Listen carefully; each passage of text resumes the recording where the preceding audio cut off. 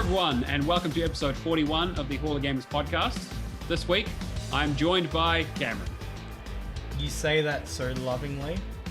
Well, usually I have a bit more of a thing, and then last week you guys basically shot that to pieces when I tried to, trying to just riff on some improv, and you're like, "Wow, what are you talking about?" So no, I'm just with Cameron this week. That's it. We don't even have Charlotte. It's just Cameron. We kicked her off. Just for this week. Yeah. She's like, we're talking about video games. No, I'm not having that. I'm out. Wait, I have to wake up at 4 a.m. and watch game festivals? Nah. None of that. No. Absolutely not. So yeah, my sleep schedule's gone to shit. Yeah. For our audio listeners, Charlotte is actually still in the chat moderating.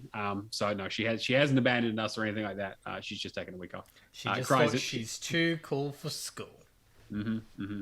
Yeah, that's us, real diligent students.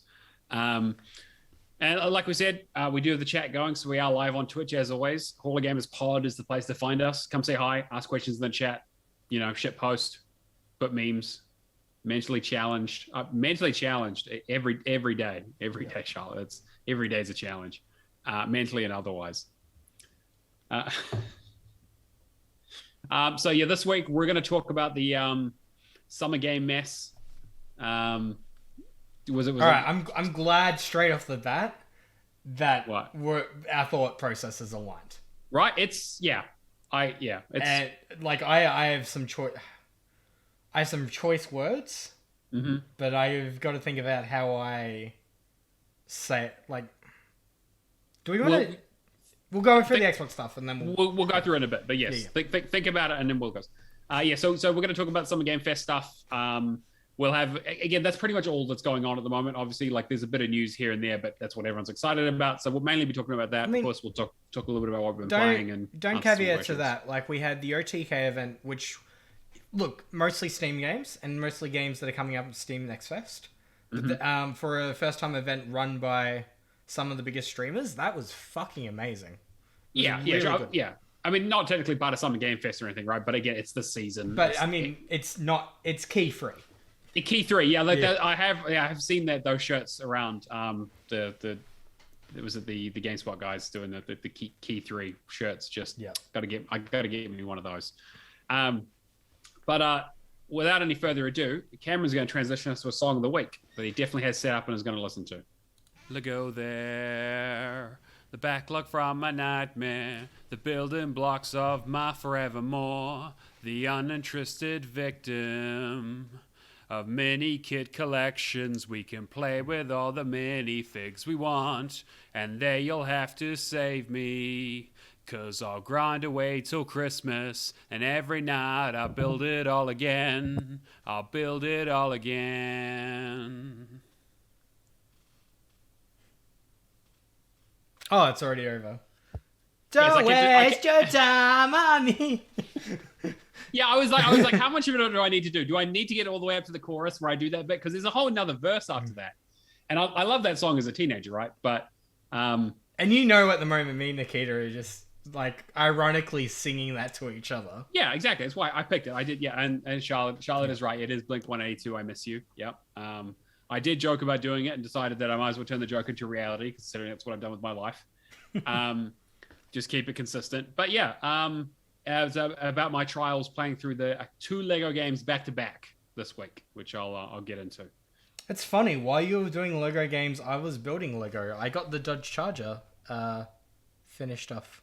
Oh, nice. As well as the Supra I just bought. And a few others scattered along. I'm up to 5 Lego cars. The good thing about Lego cars is they're nearly as expensive as the real ones. So it's like you kind of get that sense of accomplishment of just throwing money at plastic. Oh, I can't stop. Every time I see a special, I'm just like, I just want more Lego cars. I mean, I'm justifying. I'm just like, this one's for this completion.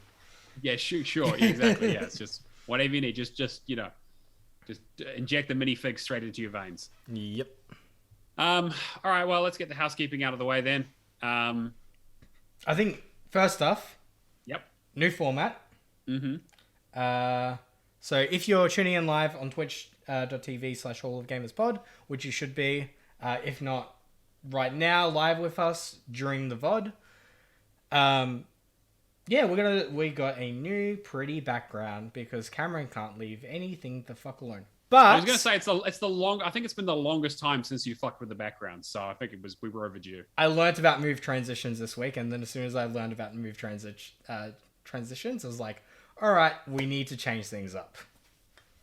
To be fair, having seen what you've done with it, it does actually make sense. I am suitably impressed. So good job. We'll see if as long as it doesn't break.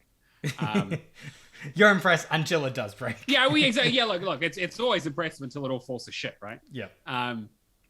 Cool, but yeah, no. So that'll be exciting, and it's a really good time for that. Actually, got a few things lined up.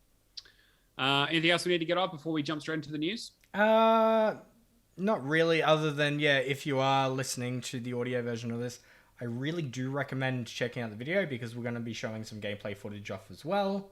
We're going to try and work that into the format from now on. Might change how we discuss games we've been playing from now on.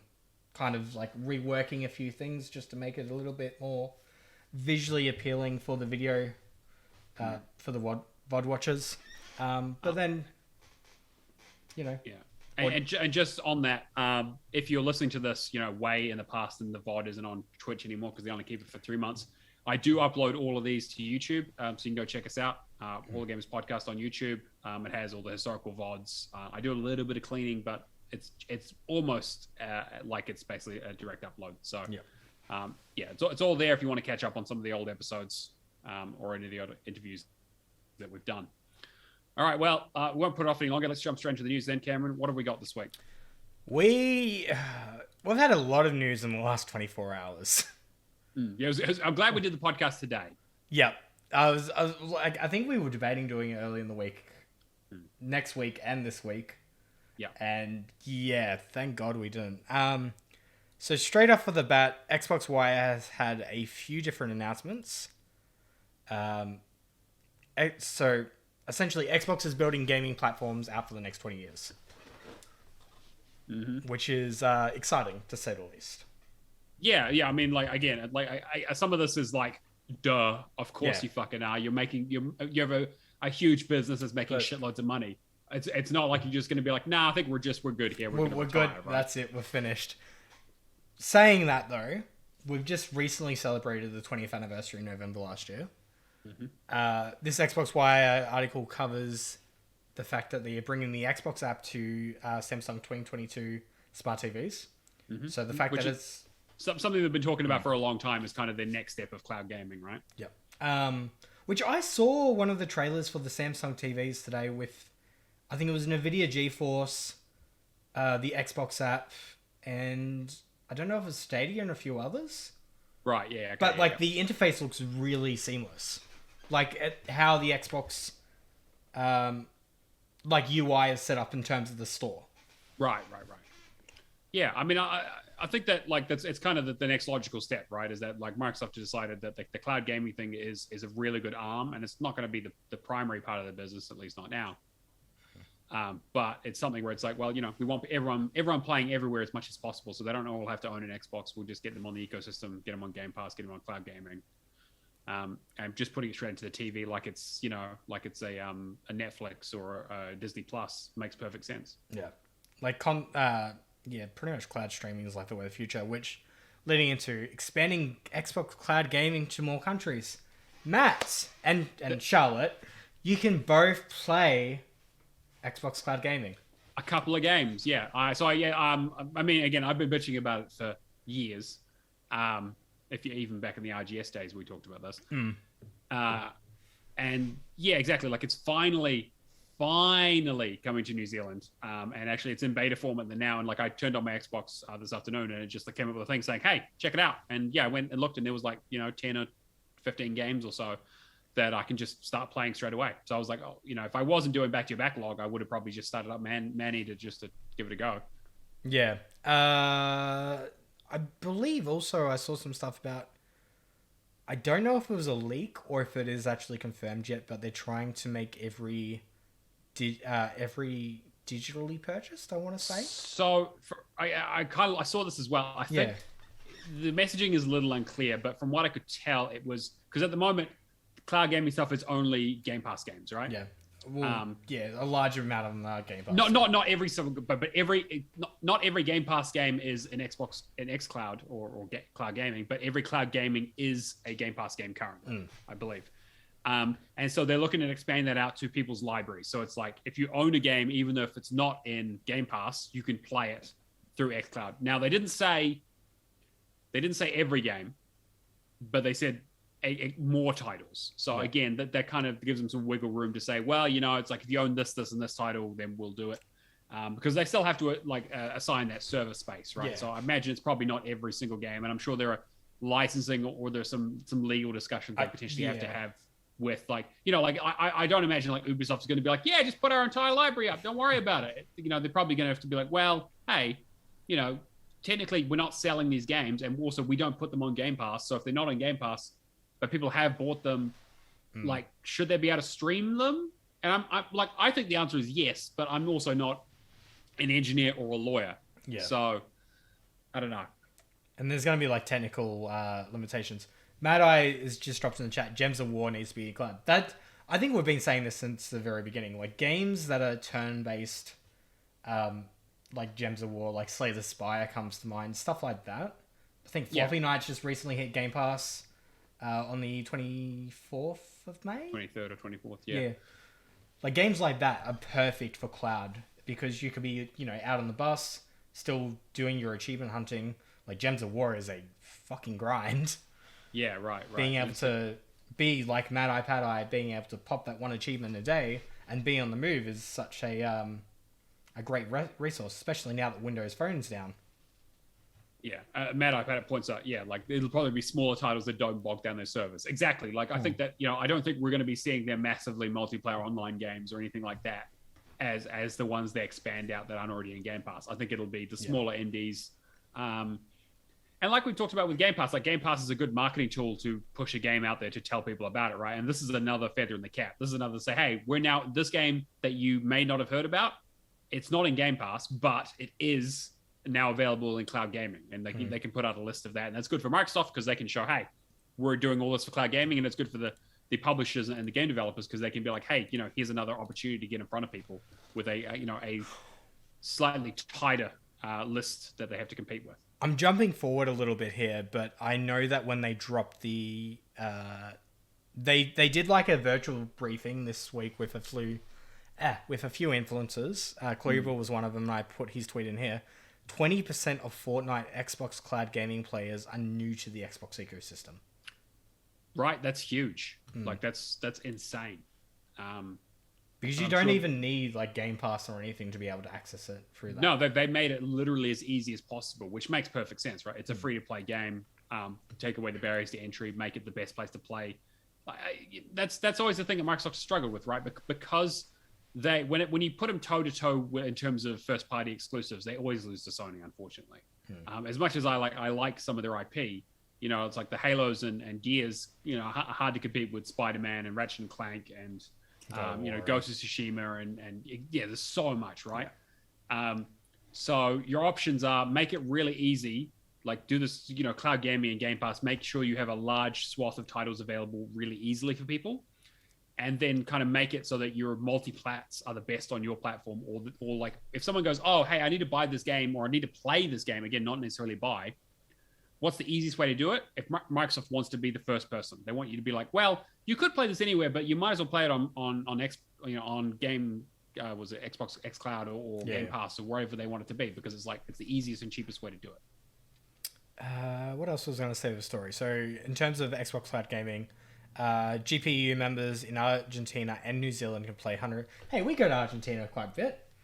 I visit many times a year. Actually, it's a lovely place. Can play hundreds of games from the cloud on Apple and Android phones, tablets, Windows PCs, Xbox Series X and S, and Xbox One consoles, and soon on smart TVs with their new launch partner Samsung. And like players in other countries, Argentina and New Zealand gamers can play Fortnite with Xbox Cloud Gaming for free without any membership. Bringing new gaming experiences to Microsoft Edge and Windows 11. Because they all run on Chromium, right? And they have, that's kind of their way of getting around, that was their way of getting around the whole Apple stuff with not having Game Pass available as an app, so you can use it through the browser. So I imagine Safari will be on that list soon too. yeah, I would I would fairly say it's a safe bet. Optimizations for windowed games are currently being tested in the Insider program. They're designed to significantly improve latency and unlock other exciting gaming features, including auto HDR and VRR, variable refresh rate. New HDR calibration app will enable players to improve color accuracy and consistency of their HDR displays. More tools in the hands of players, 100% for it. Game Pass widget allowing players to browse and discover games from Game Pass and jump back into their recently played titles. Controller bar features a list of most recent game shortcuts to popular game launches, including the Xbox app.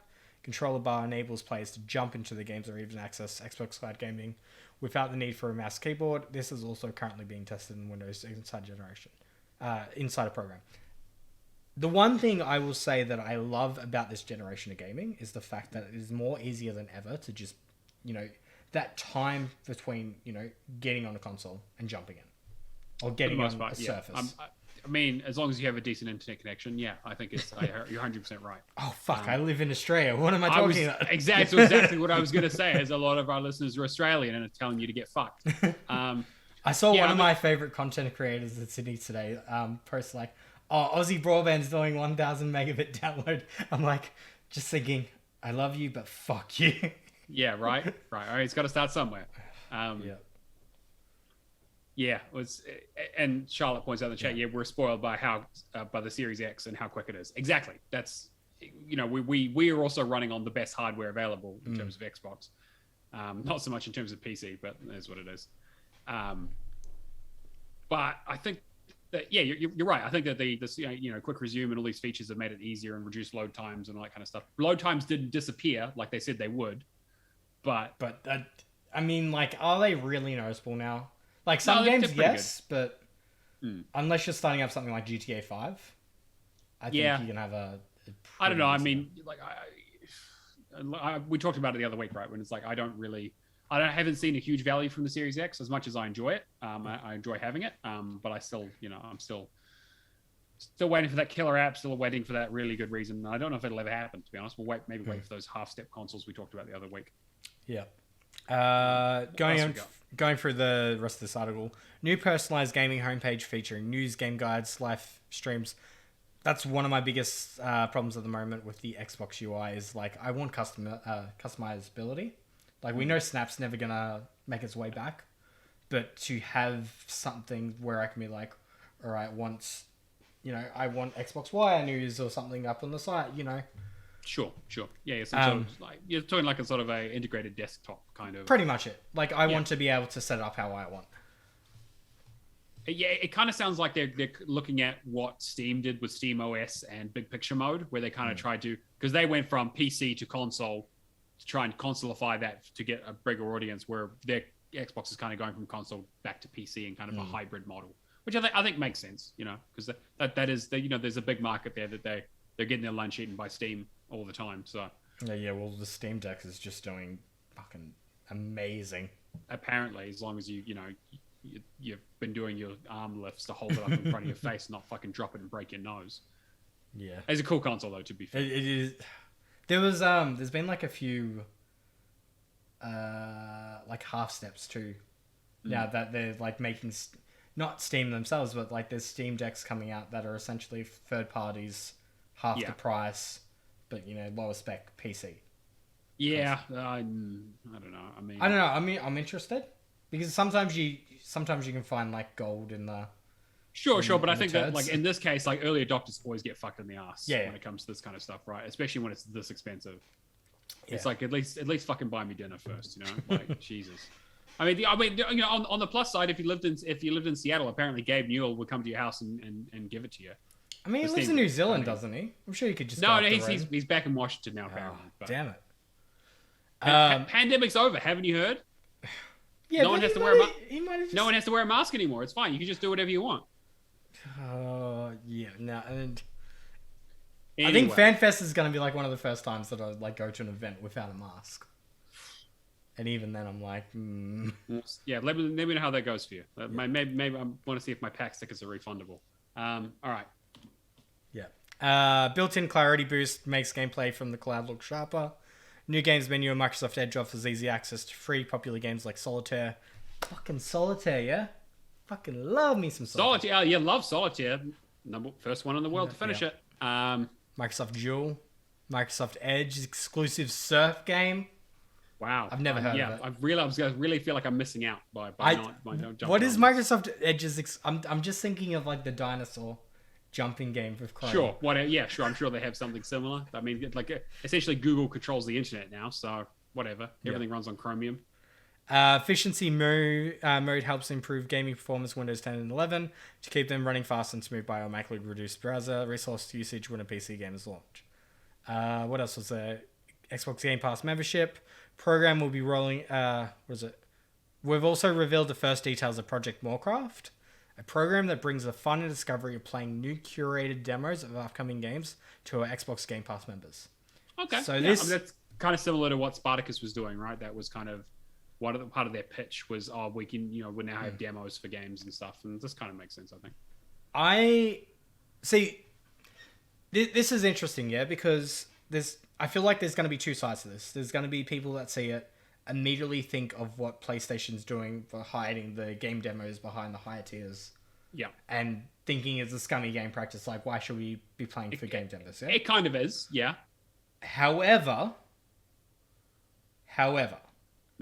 being in the game industry now, working for a game publisher, I can see the other side of it. Whereas if Xbox approaches a studio that's like published, might be a solo dev, produced one, middle of the class game, this thing has big ideas, has an amazing pitch of what they want to do, and they go, all right, well, I don't have the fun, like I need to manage the scope of it because I don't have the funds to do it. A demo is more work, right? It is. It's additional. Demo is additional development time. That could be spent on the game itself. It makes sense to have it behind something. I kind of get it, and it's like, and especially like you're right, talking about, especially when you're talking about indies and smaller devs, it's like, yeah. I think it's just another stepping stone in terms of giving developers the resources they can. Like in terms of money, having job security is a big thing because you're always taking a massive risk every time you don't have like investors and that involved. And sure. And that's kind of why Game Pass is working out so well for a lot of the smaller devs, right? It's because they have that security up front. They get paid a certain amount. Cover their development costs, cover, essentially a fair chunk of their marketing. Yeah. Because Game Pass is going to do the marketing for them. I don't see the demos being that bad a thing, especially if it allows more games to get visibility. But at the same time, get more games funded. Because I imagine if they're in Game Pass as a demo, the full launch is going to definitely be in. Yeah, you would think. Yeah, absolutely. I would imagine they would connect the dots. They would not let a Game Pass demo not be a Game Pass. Yeah, I imagine that would probably be part of the agreement for the demo to even appear on the service. So yeah, I would agree. In terms of exclusivity and all that kind of stuff, though, I doubt it, to be honest. I don't know. I mean, with the fact that now you've got this, PlayStation competitor. Yeah, it's like could go either way. I guess it depends too if like Sony wants to lock things in place with exclusivity, and they historically have been basically saying that you can't be on the certain platforms for a certain amount of time, right? Both from a streaming perspective and from an exclusivity perspective of releases. Yeah. I mean, look at like Ghostwire Tokyo and Deathloop. Yeah. Program will begin rolling out within the year, beginning with focus on providing independent developers from around the world more opportunities to build excitement for the games. Participating developers will be able to see how their games perform, be compensated, enabling them to bring creativity to Xbox and reach new audiences with Game Pass. Cool. Yeah, that makes sense. I think that's all good stuff to do. That's what they should be doing, so that's good. Yeah. Next up, the Xbox Design Lab news. So, yes. Transition to this beautiful new video here on the left. So Xbox Design Lab allows players across the globe the opportunity to express their personalities, opens up billions of possible combinations. Today we have expanded that audience and the range of customization options and colors. These include new pastel colors, soft pink, soft orange, soft green, soft purple, as well as new camo top cases with matching side caps, mineral camo, auto camo, forest camo, sand glow camo, and blaze camo. So you can make it whatever color you want, but if you put it down, you'll lose it. Yeah. Xbox Design Lab is also launching in 11 new countries, including Australia, New Zealand, Japan, Korea, Singapore, the Czech Republic, Greece, Hungary, Norway, Slovakia, Switzerland, and will add Taiwan later this summer. Fantastic. I mean, that's great. We've been seeing these Design Lab controllers for years and always wanted one. It was like you know how I was originally, yeah? Like during RGS days, like I want the merch. And I was so happy when I got the Hall of Fame hoodie because I spent you're a sucker. Yep. I spent $500 on that onesie. Sorry, could you speak into the mic again? Because I want to use this for clip of the week. How much did you spend on that onesie? A significant amount of money. Sorry, yeah, okay, you said significant amount of money. How much exactly did you spend on the onesie? So you spent $500 on a fucking onesie. Yeah. But it's limited edition and there's like only a few out there and yeah. Does it at least have like a butt flap? It does not have a butt flap. It doesn't have a butt flap and you pay $500 for it. All right, well. Excuse me. Have you messed around with the Design Lab controllers yet though? I had a little bit of a look. Again, for those who know me, know that I'm colorblind, so it was a little bit. I'm a bit of a clasher when it comes to trying to figure out what things look like. And thankfully they're labeled, so I knew what was purple and what was blue for a start. But yeah, I had a bit of a look. I was tempted to go with the standard, white and gray with the colored buttons, like the old 360 days. We'll see. I'm definitely I'm thinking about getting one, but yeah, I'm excited that they're bringing it across. There's not a huge amount else to say about it, I don't think, but I think it's really cool. I made mine, which I showed you earlier on that black and white minimalistic one. There's some really nice colors there, but I'm thinking like the graphic design. I just need that perfect color match. But the black and white, like combining those two controllers and having a black and white XYAB interface just looks sleek as. Stormtrooper controller all the way through. I love it. I don't say Star Wars reference. I'll hate it now. Stop it. No. Stop it. You know how I feel about Star Wars. Anyway. I'm allowed to be wrong.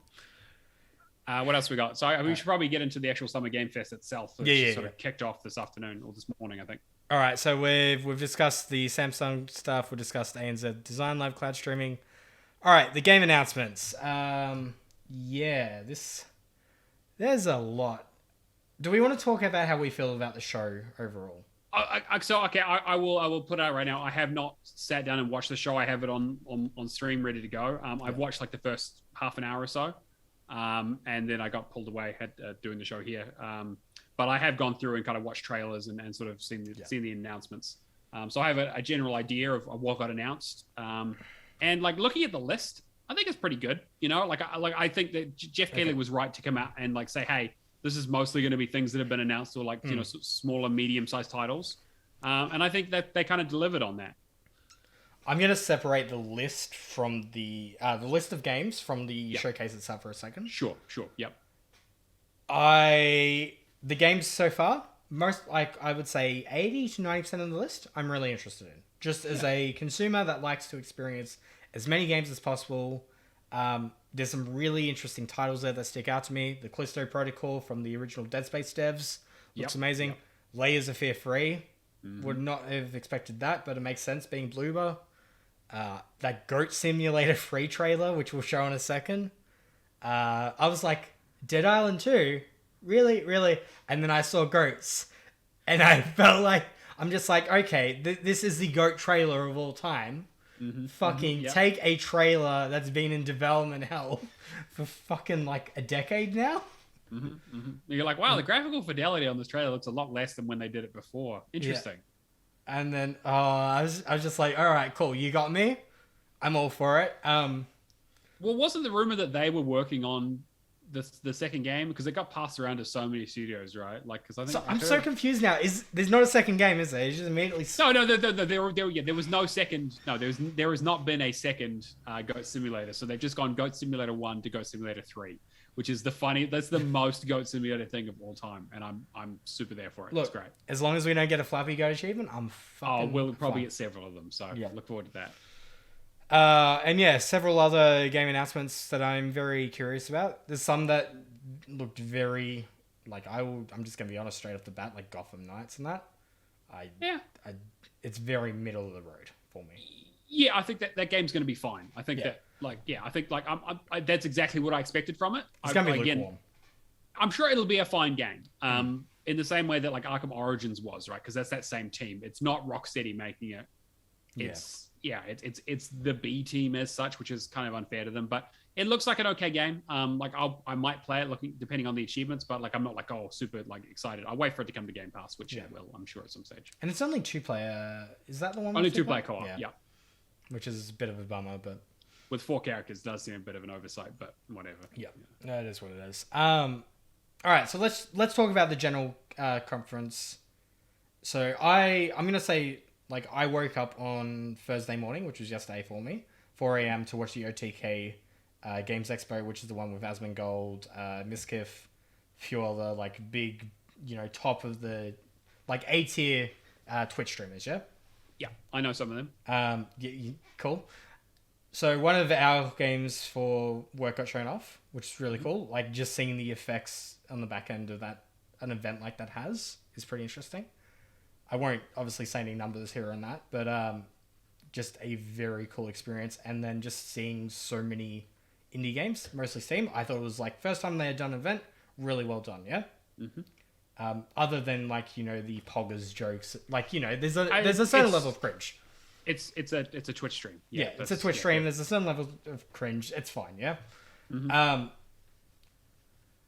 Keighley today, I have no problem with majority of the games. Yeah, most of the games, like the gameplay footage was fine. I was really interested in a few of them. Some of them I will commit to playing just to get the experience out of them. In terms of it wasn't overly it wasn't like some like his previous ones where like add kind of situation. Yeah, they didn't like shick Hydrobot every 5 seconds. Fuck. Yeah. But the pacing of the show itself, there was like, from like the Xbox and Bethesda showcase last year where it was just like trailer, maybe 15 to 20 seconds of talking, trailer, like bam, bam, bam, bam, bam. Let any showcase from now on should be let the games do the talking. Which is kind of that's been a shift over the many years since E3, right? Like E3 used to have someone come on stage and talk about like how well the console is selling and like bring out charts and shit because it's a trade show. Yeah. And so was this, to be fair. Like, again, this is a showcase, but it is a trade show also.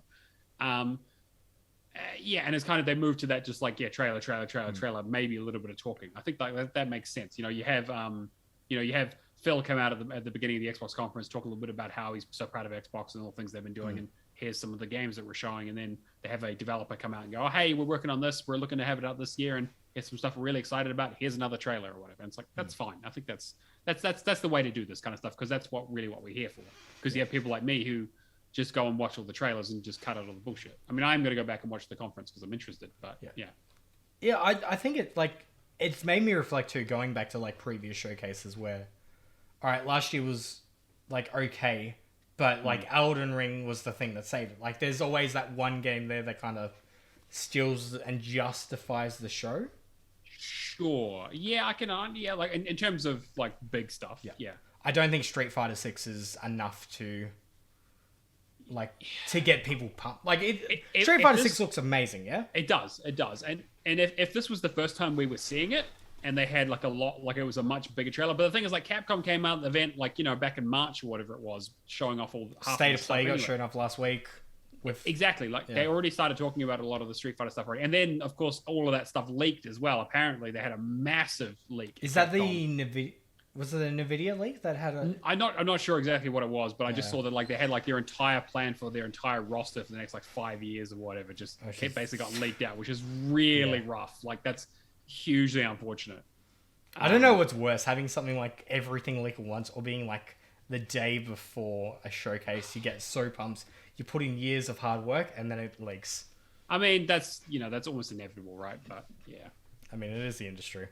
But also, Capcom is notoriously bad when it comes to leaks. I mean, look at remember that whole like Dragon's Dogma 2 thing that got announced? Like, actually, that before we get into more of Summer's Game Fest, did you see the Tom Henderson tweet this week? No, I didn't. So the Kojima game got leaked. Oh, actually, yes, I remember. Yes, you posted that, and they were like, "Oh, please take this down," and he was like, "No." And everybody's bashing on like Tom. I'm pretty sure it was Tom Henderson, but everybody's bashing him, just like, you shouldn't be doing this like days before. I'm like, he's a news reporter. He's a news reporter. He doesn't owe them anything. I mean, they can ask him all he wants, but like, he didn't break any NDAs or anything. If he has information, he should put it out. That's up to him. Like, what? What are you fucking like? What like the journalists don't exist as arms of PR, for a gaming company. Like, that's not their job. Like, obviously that's how they get used a lot of the time, unfortunately, but that's not their job. If they have information that's pertinent to be out there, then they should put it out. I see the influencers going like shaking their heads kind of thing too. And I'm like, what? Like, you really expect him not to put out something? Like what? Like, whatever. I found it funny. But Summon Games Fest is kind of like meddling. Like the games themselves are fine. Actually no. Let me rephrase that.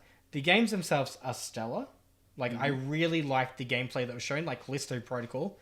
I don't think I've seen it actually. I'll cut to the videos. Yeah, now. So maybe we'll start talking about the games. So Callisto Protocol looks fucking amazing. Shit, it looks good, right? Like, I mean, like, it's Dead Space, right? It's like 100%, like unabashedly, like they're 100% out there saying, yeah, it's Dead Space, like 4 or whatever, right? It looks amazing. It looks fucking great. Like, it makes me ask, like, why hasn't EA done another fucking Dead Space? You know what's funny fucking though? Like, while I was watching this, I just thought the fucking chances of us getting 6 weeks apart Dead Space Remaster and the Callisto Protocol. Like, I get the feeling that might be pretty close to intentional, in terms of EA testing the waters around to see if Dead Space is viable to do, a new trilogy or whatever they end up doing, right? I think like this kind of horror game will always be viable, but it depends on what EA's trying to get money from. Will it be EA viable? Yeah, because EA viable is like getting money from loot boxes, like you're stretching the budget. Selling 10 million units of a relatively niche horror title. Yeah, right? Yeah. But I'm really fucking pumped for this. Like, even reading the description the other day of they want this to be like the next gen of horror. Right. I'm pumped. Like, I don't think I've seen a game that I've been like, other than, Timefall free leaks and that kind of stuff, where I'm like, day one. Fucking day one. This is just like, I'm getting this day one and I'm buying for Charlotte. Yeah, we've got to make her stream it. That's a great idea. That's a fantastic. This will be our present for complaining Outlast. But I'm definitely gonna watch that. I'm really pumped for this one. You got any thoughts? No, I mean, like, again, like, it's just, it looks like more Dead Space, and I'm a big fan of 2 and 3. I like 1 as well, actually, a lot. So the achievements are really the hard bit, but in terms of the games themselves, I've loved all the Dead Spaces, even when they got a bit more actiony with the second and third games. I'm a huge fan. It's been sad that we haven't seen them since the 360 generation. The limbs getting like torn off and that too. Yep. I'm trying to think of like any other game that has that kind of level of. It's got a stomp button in there as well, just like the original Dead Space. Like, it's gonna be. It looks gory as fuck too. That trailer, man. The guy that's good. Their faces ripped. Oh, it looks great. Like, it's I'm very excited. What else we got? So I guess let's continue on with horror kind of stuff. So you've said to include the Alien stuff in here, the Aliens Dark Descent. Now, I'm going to preface this with, I saw this and I was hoping that this would be Aliens Isolation kind of route. Yeah, Alien. It's again, always got to remember the difference, right? There was a big difference between Alien and Aliens. 2 totally different movies. Totally, again, they have similar characters, but very, very different themes. And this is very much in the Aliens genre, where there are a lot of different aliens. There are Marines going in there with guns and shit. Cinematic trailer looked real cool, and I was like, "Oh, cool!" Are they doing like I was hoping, I was like, "Man, I hope it's not another Aliens Colonial Marines disaster." Right? That's what I was thinking. Right, but no, it's not even a first-person shooter. If you look at like the last couple of seconds of that trailer, it's like a tactical isometric, like you move your guys around. It looks like real time. Like, it reminds me of what is it, like Shadow Tactics, or like it looks more like it's like Shadow Tactics, or what was the other one, Desperados kind of thing, where it's like a more strategic, controlling multiple units fighting off a bunch of enemies. I think that's a really, really cool idea. Which is good, because I think that is a niche that hasn't been explored enough. And especially if we get like a sci-fi sci-fi version of it, and like Aliens is the perfect genre, like the perfect IP for that. I'm just trying to think of like like if it's tactics though, slow moving aliens. Well, no, the aliens don't move slow. That's the thing, right? Is that like they move fucking fast. Yeah. And it looked like there's some interesting stuff, but like there was some sort of like zombie thing in there. So again, I'm interested to see what it's like, but I was surprised by it. I didn't know anything about it. So I love Alien and Aliens. So yeah, looks good. I'm really interested to see. It made me think too. Like I really want a sequel to Alien Isolation. Oh, they technically did like some mobile thing or something, but you're right. They need a sequel. They need a proper sequel, because that like Creative Assembly. Which is weird, because they're the Total War people, and they were like, "Hey, we're going to do a first-person horror survival stealth game." Yeah, they need to make another one of those. Like that, like Alien Isolation is like going back and playing it. I played it 3 times. Like I did it for the 360 on the one and on the PC, and every time that game is so fucking good. It's a little bit like the last third is a little bit like, but like the first like couple hours of that game are just absolutely amazing. Yeah. We'll keep on with the horror theme. So. Layers of Fear Free. I was not expecting this one at all, but being Bloober, it makes complete sense. Yeah, because I mean, Bloober did. Bloober obviously have a history of all this kind of stuff, right? So they did Layers of Fear 1 and 2, and they did Observer, which I really enjoy. So I guess this is a kind of not it's a surprise that it exists, but it's not a surprise that they're the ones making it. And I'm excited for it. I don't really know. Again, don't really see too much about it. Again, it's another horror game. I get one feels, which I saw the trailers to 2 and I was like, all right, I'll get to this eventually. I never have. 1 actually gives me like a very modernized feel of 1, which this is going to be Unreal Engine 5 too. So yeah, so I'm excited. I'm sure this will be on Game Pass pretty quickly. I think that tends to be. I think 2 was the only one that hasn't been on Game Pass at some stage. But I'm excited for this. I really enjoy Layers of Fear. I know it's a little bit derivative, but yeah. It'd be interesting. The other thing that Bloober... Oh, they did Blair Witch, right? They did Blair Witch, yeah. Which I think Blair Witch is kind of like... It's okay. It was fine. There was something else that they did recently that I'm trying to remember. I'll look it up. You keep talking. Yeah, I can't really think of what else they've been doing, but yeah. I'm pumped for this. I honestly really need to go back to the first one and complete the DLC as well. Because the first one was a really interesting game. Like, I don't want to get into it too much because obviously spoils. The Medium. Okay, I was like questioning myself whether actually they helped produce it or if they were actually...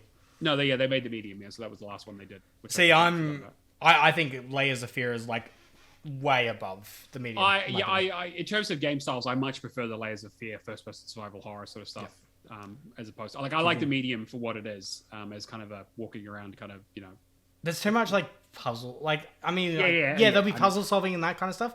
But it was true open world. Like, if I'm doing a horror kind of game, I just want to, straight through. You want something more claustrophobic. Yeah. I get you. Yeah, I totally get you. Like, Medium wasn't much of a horror game, but I enjoyed it for what it was. Yeah.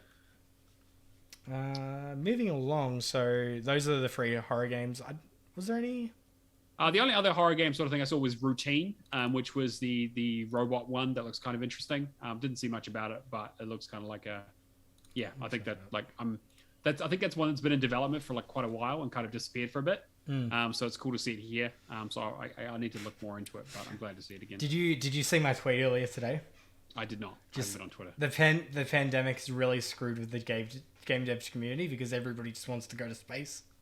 Yeah, everyone's like, man, space horror is the way to go. So many space games coming out, and I'm interested, but... I love sci-fi, so that works for me. It'll be very interesting to see how it works out. Routine hasn't sold me yet. Yeah. I don't know. I think I need to see like a little bit more. Sure. Yeah, I just don't know. I don't know enough about it. Do we know who's developing it? I don't. Actually, I'll look it up, actually. Just check for me, can you?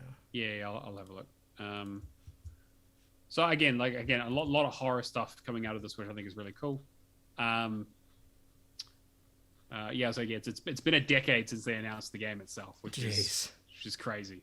It's been developed by Luna Software, apparently. What is Luna Software? They're working with Raw Fury to publish it. So okay, yeah. Well, Raw Fury's. I think Raw Fury had a few different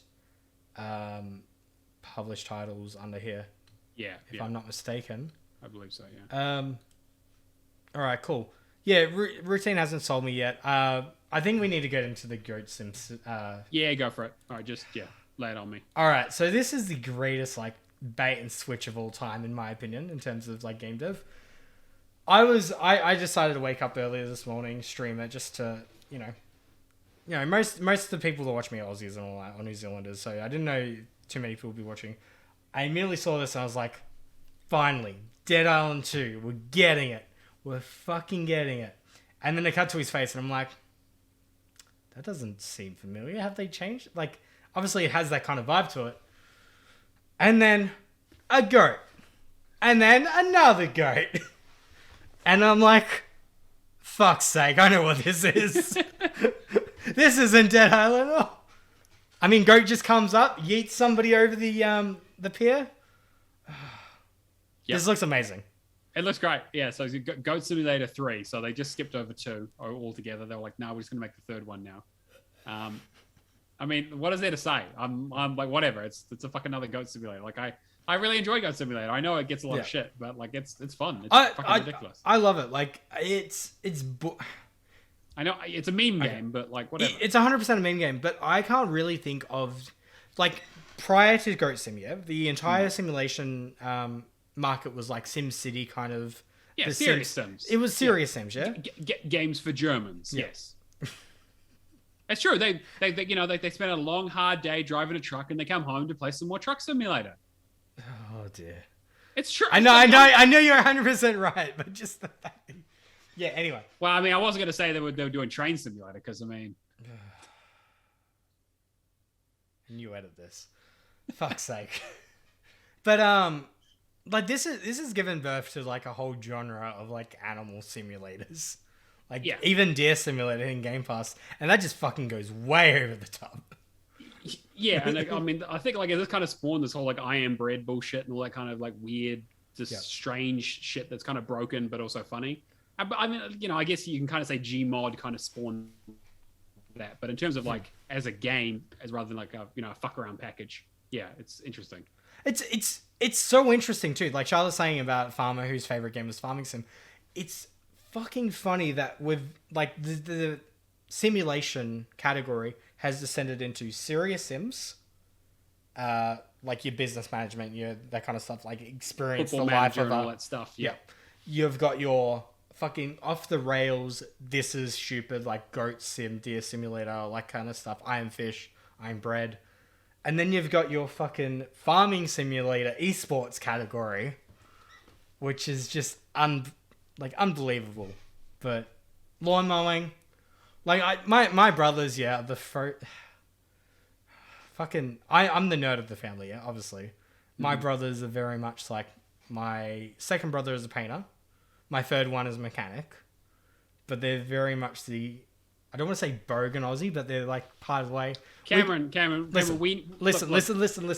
Let me finish. We grew up watching shows like Fat Pizza and Howzers and that. Yep, it kind of explains. Mate, look, I'm not going to say you're a fucking bogan, but if anyone's related to you, chances are they're a major fucking bogan as well. All right. Anyway, so if any if we have like Americans watching or anybody else like that is not aware of the term bogan, it's essentially like redneck, yeah.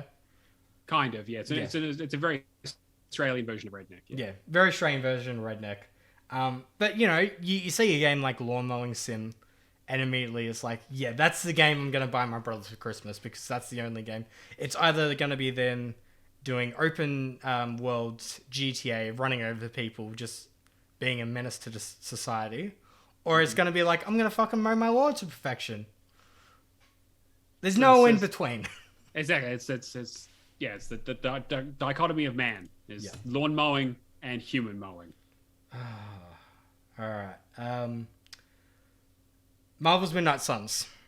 Yeah, okay, so I didn't see the trailer for this, but I just saw the headline, and I'm kind of interested to hear your thoughts.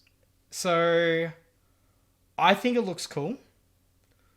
Only because I love Marvel. Yeah, I've tried to catch up. Like, there's only a few movies that don't really care for, but the majority of the series I do. The original Really four, yep, Yep. it's not good. Anyway, Fear 6 Games, which I believe are the Civ devs, or they're being. Oh. Are they? Actually, I'm not sure about that. First, let me just double check that. Because I'm not entirely sure. XCOM. Maybe Firaxis. Firaxis, sorry, yeah. Firaxis, yeah. Oh, yeah, Sid Meier, yeah. So it is Sid, yeah. I was right. Sid Meier, yeah. Yeah, cool.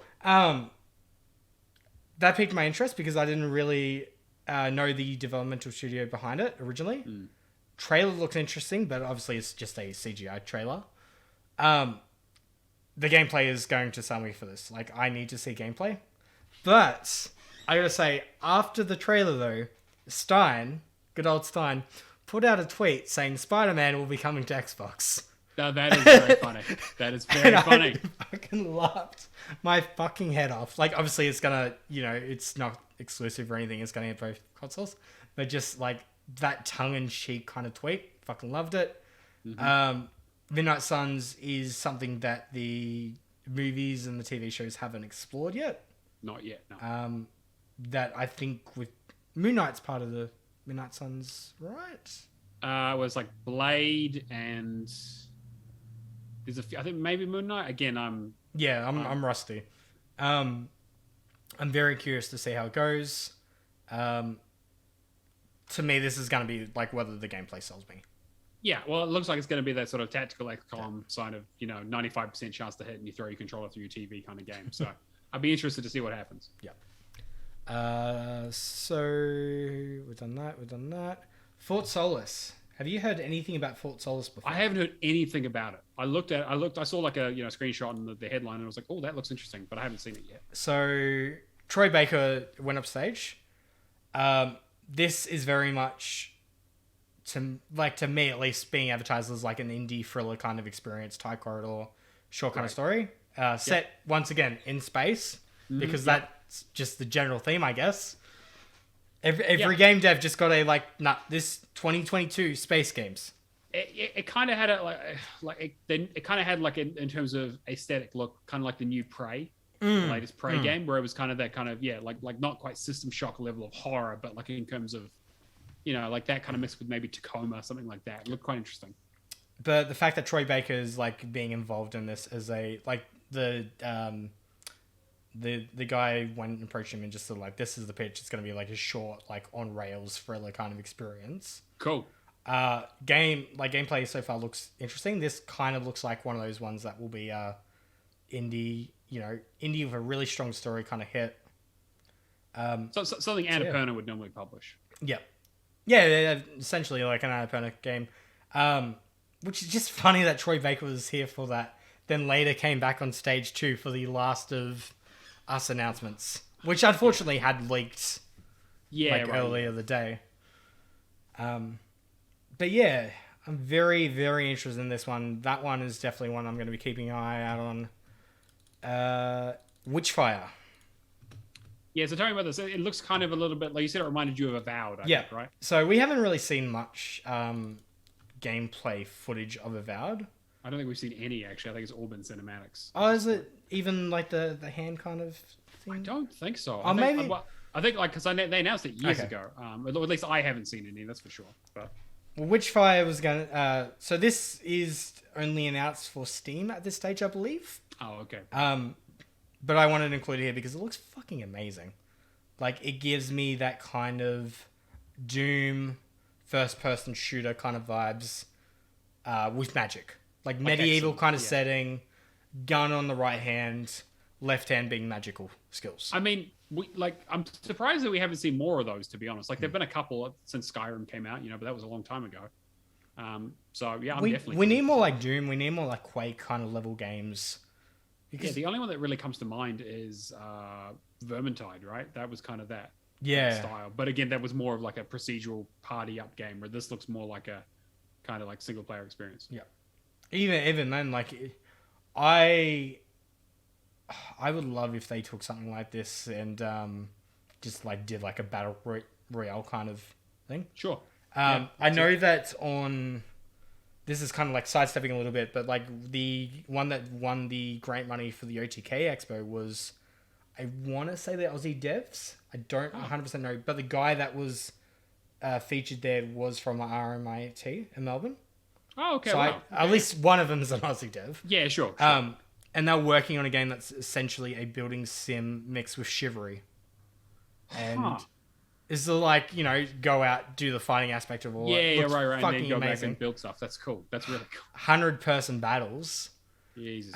If a game like that has something like a multiplayer aspect, I'd be so keen for it. But even then, like I'm not typically a big fan of the like I'm not into Skyrim. I'm not really into the classical RPGs. Give me an RPG with guns. Fair. Give me something like this. Give me an RPG with guns. I think I could be swayed. All right, I'm definitely going to check this out because it looks it does sound really, really interesting. In terms of other stuff, now okay, this sold me on concept alone. Have you heard of American Arcadia? No. Oh, it rings a bell. But no, I don't think I can't pull anything to my mind. Another one being published by Raw Fury. Right. Yeah. Okay. Yep. 2.5D side scroller. Okay. That is essentially the Truman Show. Huh. So, okay. Apocalypse, like, you know, it's very much a, like, We Happy Few kind of, like, everything is perfect kind of vibe. Where the citizens are getting gaslit. Interesting. Okay. Interesting. And then when they were saying, like, they didn't use the Truman Show. It was just like, you know, that kind of apocalyptic setting. Everything looks perfect, but it isn't. I'm like, fuck it. Yeah. It sounds like 2.5D Truman Show. I'm sold. Right. Cool. That sounds fantastic. I'm hoping that they've advertised that as closely as to what the game is going to be. Yeah, because we don't want to end up with another situation like We Happy Few. But like the art style is very like We Happy Few, but you know, those smoother kind of like more indie characteristics. Sure. Yeah, I'm pumped for this one. Yeah, cool. Looks really fucking interesting. Then there's a few other indies that will just fly through. Cuphead DLC I don't have a video of, but like they showed off a boss fight. That looks fucking amazing. I've been all year like wanting to just finish off Cuphead. Does that come out at the end of the month? Yeah, June 30th, I believe. Yep. And tomorrow with the Netflix, I think Geeked. Is it the Geeked event or Geek Week or whatever their event is? They're going to show off the, maybe not the trailer, but like footage for season 2. Oh, okay, yeah. Midnight Flight Express is another one that also got announced coming to Game Pass. Looks fucking amazing. Solo dev that's, I think, got a few industry veterans helping him. Published by Humble Games. Gives me a very much... what was the publisher Tony that worked for as a community manager? That Games Dwayne, DCF Games. DCF, yeah. It looks like Tony and Clyde. That was the game. Oh, okay. It looks like Tony and Clyde. I'm blanking on whether Devolver published that other like top down kind of. There's been a lot of them. It doesn't narrow it down a lot. Yeah, this is a genre that they do quite a bit. It looks amazing though. All right. I'm pretty sure it's meant to have like a killer soundtrack involved. Sweet. Yeah, they're going cool. for that Hotline Miami audience. Hotline Miami, that's the game. Yeah, I mental blanked. So yeah, this one looks really good. From the co-creator of, co-writer of Destiny 2's Witch Queen as well. Okay, so they got some bigger names involved. It's an interesting credit. Okay. Yeah. August 23rd. Oh, okay. So this year. Wow. Yeah. Okay, that's nice. So that one is coming to Game Pass, which Humble Bundle, a few of them are. Most of them are. Yeah, there's a lot of Humble stuff coming to Game Pass. High Water. High Water is another one that looks amazing, where it's just... I think the whole trailer is essentially like the world ended, but at least it was a sunny day. Right. Dealing with that environmental impact. Sure. Didn't really explain much of it, but I don't think Demagogue what was their latest game? They had just put out something recently. And I'm drawing a mental blank as to what. But yeah. No idea. Demagogue. Ghost Club, Wasteland. 2 years ago. Oh, okay. Sorry, Golf Club, Wasteland. What did I say? Ghost Club. Ghost Club? Golf Club. Okay. That like Wasteland one where you just... It's like a golf sim kind of, yeah, but with a really unique story. Okay. I barely remember, to be honest. All right. So High Water's got like, yeah, it didn't hit Game Pass or anything. High Water's got like a very like unique visual art style. I'm very curious to see what they do with this one. The Ultra Rich are about to be evacuated to Mars. A group of ragtag friends from Hightower, which was mockingly renamed High Water amid a devastating flood, will attempt to board the Mars-bound Hope mission rocket. Nikos and co go on a story-driven journey with boat driving, exploration, and turn-based combat while listening to the music and stories of the High Water Pirate Radio. Okay, cool. Yeah, I can see it. That has a very Love, Death, and Robots. I need to see the new season. Season 3 is good. I watched about half of it, and it's fucking great. There's one about zombies and miniatures, and it's all done in like stop motion stuff with like hundreds of zombies, and it is incredible. Like it's really short, but it's like as a technical piece, it's just amazing. Yeah. Have you seen Neon White?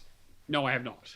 So this has come up quite a bit on TikTok. Very, very much like cards mixed with anime mixed with like.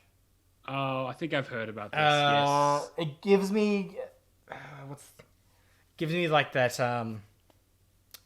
Mirror's Edge kind of vibe. Oh, okay. Yeah, right. Like, you know, just of like jumping across massive distances kind of thing, using cards. I'm pretty sure the dev did a some developer commentary on TikTok saying like, I tried adding guns to the game, but I just didn't end up doing it because it was just going to be too much pressure on the game. It was interesting. Right.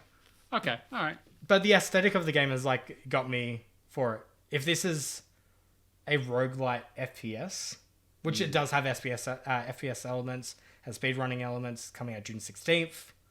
I'm sold. Oh, wow. Like June 16th, like next week? Yeah, it's coming out next week, but it's Steam and Nintendo Switch. Okay. All right. So I am pumped for this one. It is one that I'm hoping really does well, so I can, you know, see everything else. But tagline: 4 freaks by freaks. All right. Okay. Interesting. So yeah, that one, and the very last one, which wasn't part of the Summer Game Fest, but I wanted to add it in. Have you watched Devolver's visual showcase? No, I haven't seen. No, okay. I haven't. Devolver's, I'll be honest, the only game there I'm really interested for is Cult of the Lamb, which I think has been on our radars. Yeah. Massive Monster has a very unique art style to them. Fucking looks cutesy as all hell and gives me the Happy Tree Friends vibes. Yeah, absolutely. They showed off a little bit of gameplay footage for it. It looks fucking amazing. Definitely going to be a day one purchase for me. And then at the same time, being Devolver, what do you think they centered their marketing video around this year? Oh, I have no idea. What are the acquisitions? Oh, of course. Xbox before Bethesda twice, just for the fucking fun of it. Right. Like just stuff like, is, like classic Devolver humor. Fucking love the video, but I will say like the video, the game concepts didn't appeal to me as much as like, you know, us getting Treacher Yomi last year. Sure. What else did we get from Devolver? But was the Ascent Devolver? I'm not sure. No, I don't think so. The Ascent. No, I don't think so. I'm trying to think what else they've done other than. I mean, Devolver have done heaps of stuff. Trek to Yomi was obviously like the most recent one. Card Shark came out like just a week ago. That's only on Steam. That looks fucking amazing though. What else did we have? They announced Jot, which looks pretty interesting. But apparently Crow Team's working on Talos Principle 2. Oh, really? Yeah, apparently Devolver's publishing that, so that's kind of really interesting. Okay. I didn't see anything from that. I just checked on the website. Weird West Yeah, of course. Obviously, That's yeah. what I was thinking of. That's the one I was thinking Yeah. of. Shadow Warrior 3 Yep. Complete New Blank Series Sam as well. and Death Store. Yep. And the new Monkey Island game that got announced a few weeks back. Yeah. I felt more strongly about the marketing video itself. Just because it was like the stupid... Their conferences are very entertaining in and of itself. From a publisher that went to, like, we can't get into E3, so we're going to go and market in the car park. Make our own E3. Yeah. Exactly. I love it. To just building up. It looked very exciting. So... I think that's pretty much everything. I mean, that's a lot of stuff, right? That's a lot of stuff. That's just the Summer Game Fest and that. The games themselves look really fucking good. Like, there's a few in there. There was Warframe announcements. There was also Honkai Star Rail, Zenless Zone Zero, the Teenage Mutant Ninja Turtles, Shredder's Revenge coming up, which I'm more hyped for now, knowing that there's 6-player local and online co-op. Okay, all right. Also, the fact it's in Game Pass. Yep. Humankind coming to console, which I would be more excited for if they had already fixed their unobtainable achievements by now. There's still 5 outstanding. Yep. Soul Hackers 2. Metal House Singers, Nightingale, Capcom Arcade 2, Second Stadium. Before those classics, One Piece Odyssey. And Saints Row. Saints Row's got a free download at the moment that basically lets you. You can build your character. Yeah. Which is they kind of did that back in the day as well for 3 and 4. I was waiting for that 1 million. Fucking big collector's edition where you get plastic surgery in a Ferrari. Yeah. Damn, not even one. Well, I think it's a slightly different tone with the games these days. So. Oh, and Fall Guys Season 1. Their official trailer now looks pretty cool. I'm still never going to play it because fuck that game. But it's just the achievements that you're not sold on. I mean, to be fair, I'm just not sold on the game in general anyway. It involves cooperating with others, and so I'm just about that. And the very last thing, Outriders Worldsire. Okay. Yeah. All right. Getting the DLC, which it actually looks pretty good, but I'm just still pretty middle of the road. It feels like it's going to be an Anthem kind of situation. I think that's how everyone kind of feels, I think, about it. I'm surprised it's lasted this long. Yeah. All right. And then other stuff was just Warhammer 40k, Darktide, Last of Us getting multiplayer, PS5, and then the Last of Us remaster of a remaster. I can see the difference, but it's so minimal. I fucking can't. It's so minimal. I saw a picture on Reddit this afternoon that was like comparing the two, and I couldn't pick out which one was supposed to be the new one. $70 upgrade, man, like rough. Fuck that. Yeah, exactly. Like the game's good, but it's not that good. Yeah. Anyway, we should probably move on. We'll do another episode probably early next week because we're gonna have to pre-record or at least get that out a bit early. Thinking Wednesday at this time, probably around 6:30 for me, and then 8:30 for you guys. Yeah, so we'll try and get that out, and we'll talk about kind of the Xbox conference and the rest of the stuff that comes up over the weekend. Let's get into the meat and gravy then. Yes. Of FanFest. Mm-hmm. So, for those that aren't aware, the wonderful Alex, Professor Pluto, has invited me as his +1 to go to the Melbourne FanFest event, which I fucking love him for. So so fucking nice. I'm sure you'll show him your appreciation. Yeah.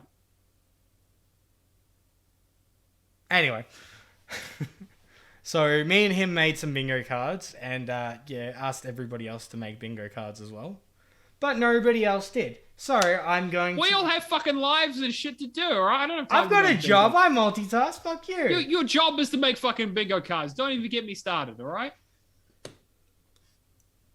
Anyway, back in my day, you've got Alex's card.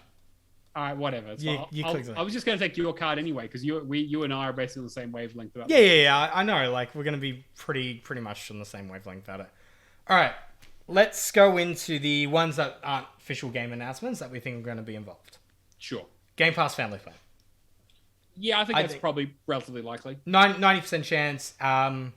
If not here, like then it'll be an XYR post, like a month later. It's coming. Yeah.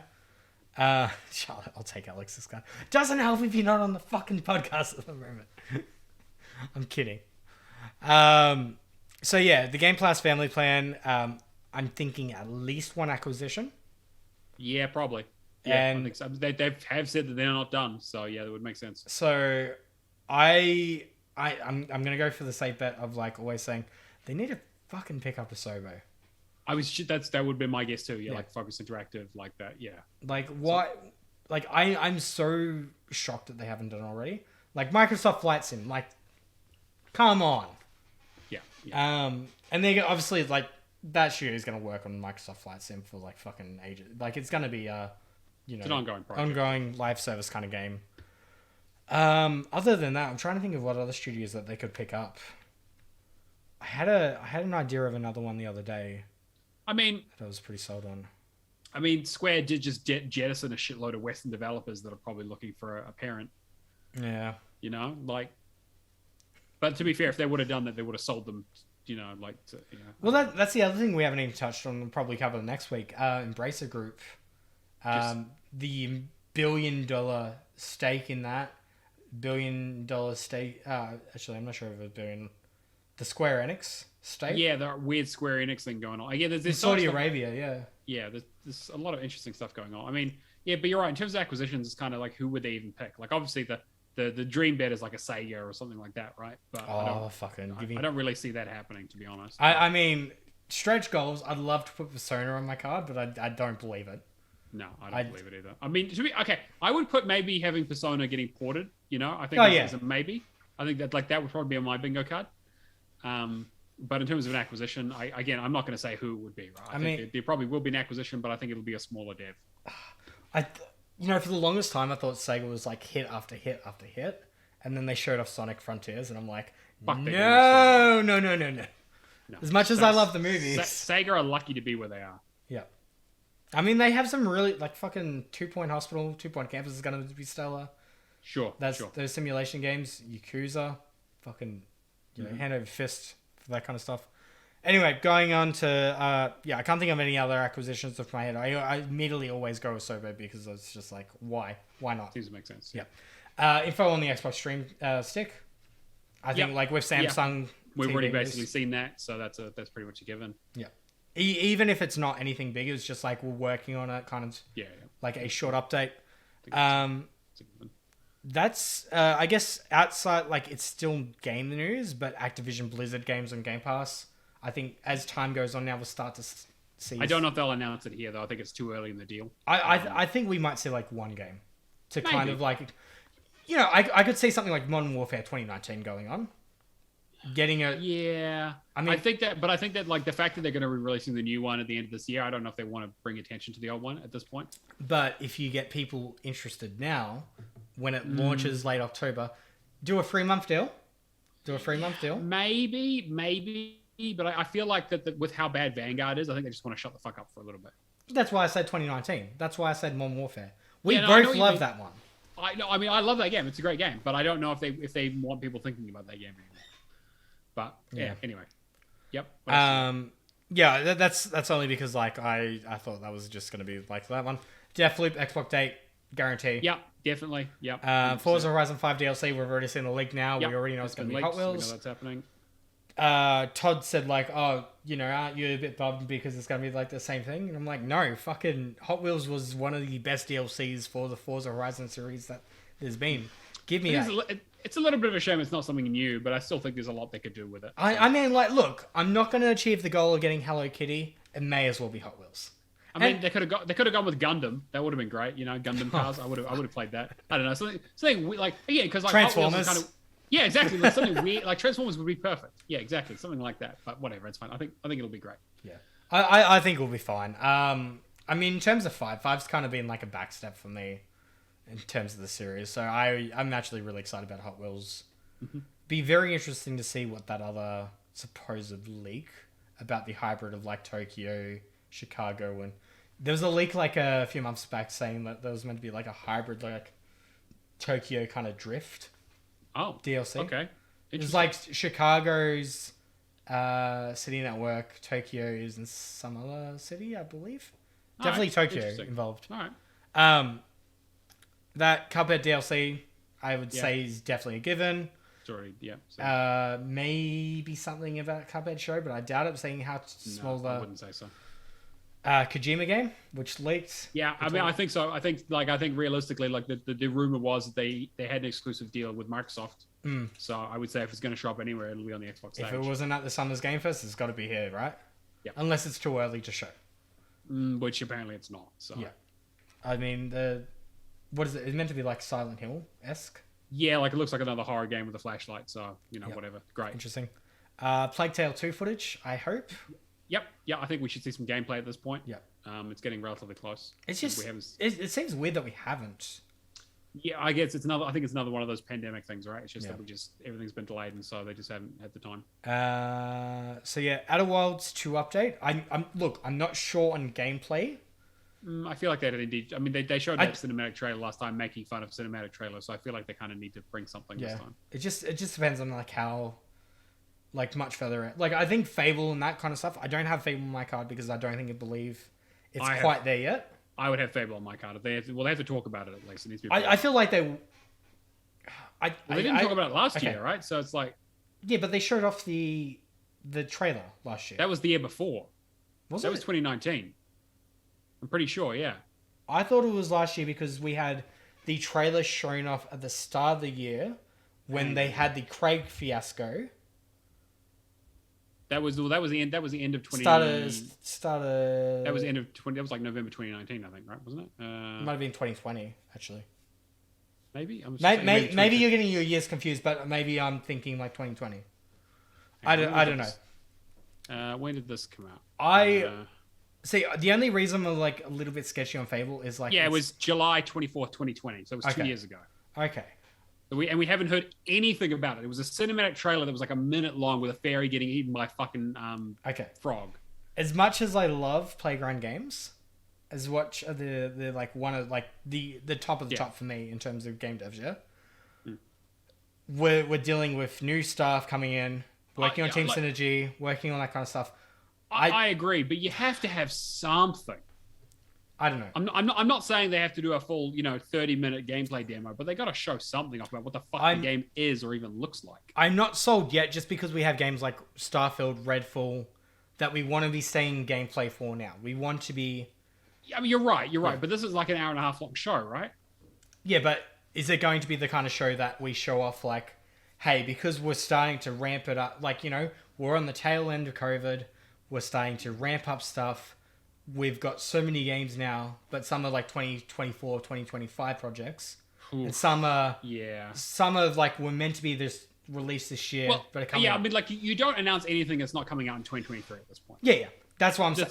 Fable to me is in that area of like I don't think it's ready. I agree, but they've already announced it is the difference, right? It's different if you have like an Elder Scrolls 6, right, where they were just like, we'll get to it, right? This was a game that they showed a cinematic trailer for, announcing that it exists, and the studio is working on it. My main argument, and you can agree or not agree with it, is like, if we already know that Starfield, Redfall, like in terms of like AAA games, terms of like third party, Plague Tale, going back to AAA games, Outer Worlds 2, getting an update for that kind of stuff, because I imagine that would be a lot built on the same engine as before, so it would be a lot easier to do. Kind of that stuff leading in. Rumors about a reboot stuff with Ed Boon doing like his fucking cryptic tweets. Did I send that to you? You did, but it just sounded like he was maybe considering having a character in a Mortal Kombat game. Yeah, but you can read that as like, is it an Xbox exclusive game or is it a exclusive Xbox character? I think it's character. Like they did with Soul Calibur, I think is more what he was doing. But it is Ed Boon, and he is a bit of a troll. Yeah. I was talking to Nikita about it. Nikita's favorite dev is Ed Boon, because she loves Mortal Kombat. Yeah. I don't know. I'm like Forza Motorsport. I feel like there's too much in that early 2023 window to be like, all right, Fable, Elder Scrolls, that kind of stuff that's further on down the road. I mean, I see a Fable needing to come out end of next year. Needing? I think so at this point. When you announce a game in 2020, it doesn't come out to the end of 2023. I mean, like, and to be fair, like, I think this is a case of show stuff. Here's the other thing, right? Fable was the worst kept fucking secret of all time, right? It was like Playgrounds hired new people to work on a an action RPG. What could it be? And everyone's like, it's Fable. It's Fable. And they're like, no, what are you talking about? Like, everyone's like, it's Fable. And then we got to E3 of that year, and it was like, oh, they didn't announce it. And everyone's like, where the fuck is Fable? And then we got the like, it was 2019. Trailer, yeah. And then 2020, they did the CG trailer afterwards. Yep. And so it's been like 5 years. It will be 5 years by 2023. Right? I'm so unsure because there's so many stuff here. Like, all right, there's a lot. You're right. I'm gonna go through the full card, yeah, and then we'll break it apart. So I've talked about the Game Pass family plan. I've talked about the Stream Stick. I've talked about at least one acquisition. I've talked about Forza Horizon 5, Cuphead DLCs, all that kind of stuff. Yeah. Mm-hmm. Obviously, Indie Showcase. I feel like 5 to 10 minute Indie Showcase. They'll do a sizzle reel. Yeah. Of games that are most likely coming to Game Pass. Almost all of them, I'm sure. They will say that. They will say almost all of these games coming to Game Pass. Yeah. All right, so I'm gonna go through the rest of the card by titles first. Mm-hmm. Plague Tale 2 footage. We've got to see some gameplay. Starfield, we've got to see some gameplay. Yep. Redfall, we've got to see some gameplay. Yep. A reboot of Killer Instinct, I'm like 80% sure of at the moment. They might do it, but I don't think it'll be like a gameplay. I think it'll be cinematics if they do. I think that is going to be the case too. It's going to be a reveal kind of thing. Yeah. Whether that's going to be for NetherRealm at this stage, I doubt it. I mean, just the timing of Ed Boon, and sure, it's just how he likes to put himself out. We were talking about acquisitions, right? Like NetherRealm is NetherRealm was the one I was thinking of, and I just couldn't fucking think of the name. NetherRealm or Asobo, and I mean, like, they've been trying to sell off Warner Brothers Studios. Yeah, because AT&T is underwater, basically. Yeah. I mean, NetherRealm would be a fucking amazing one to pick up. That covers your fighting. Think of like a Killer Instinct and Mortal Kombat hybrid. You have like two of the most iconic fighting series coming together as one juggernaut. How incredible that would be. I'd still never play it, but it sounds amazing. You play Mortal Kombat 11. Mortal Kombat is the exception. I don't play any other fighting games if I can avoid fucking shit at them. Outer Worlds 2, we've talked about. I think we'll get some gameplay just because the systems and tools are in place. Unless they're upgrading to like Unreal Engine 5 or something like that. I don't think they will be. No, I doubt it. Kojima. Well, you already talked about that. It's been leaked. So. A new Obsidian game. Is it Tom Sawyer? There's like one dev out there that hasn't announced his Really? Okay, because they still have Grounded, they still have Avowed, right? They've got Grounded, Avowed, they've got... There's something else they're working on as well. Is Outer Worlds Obsidian?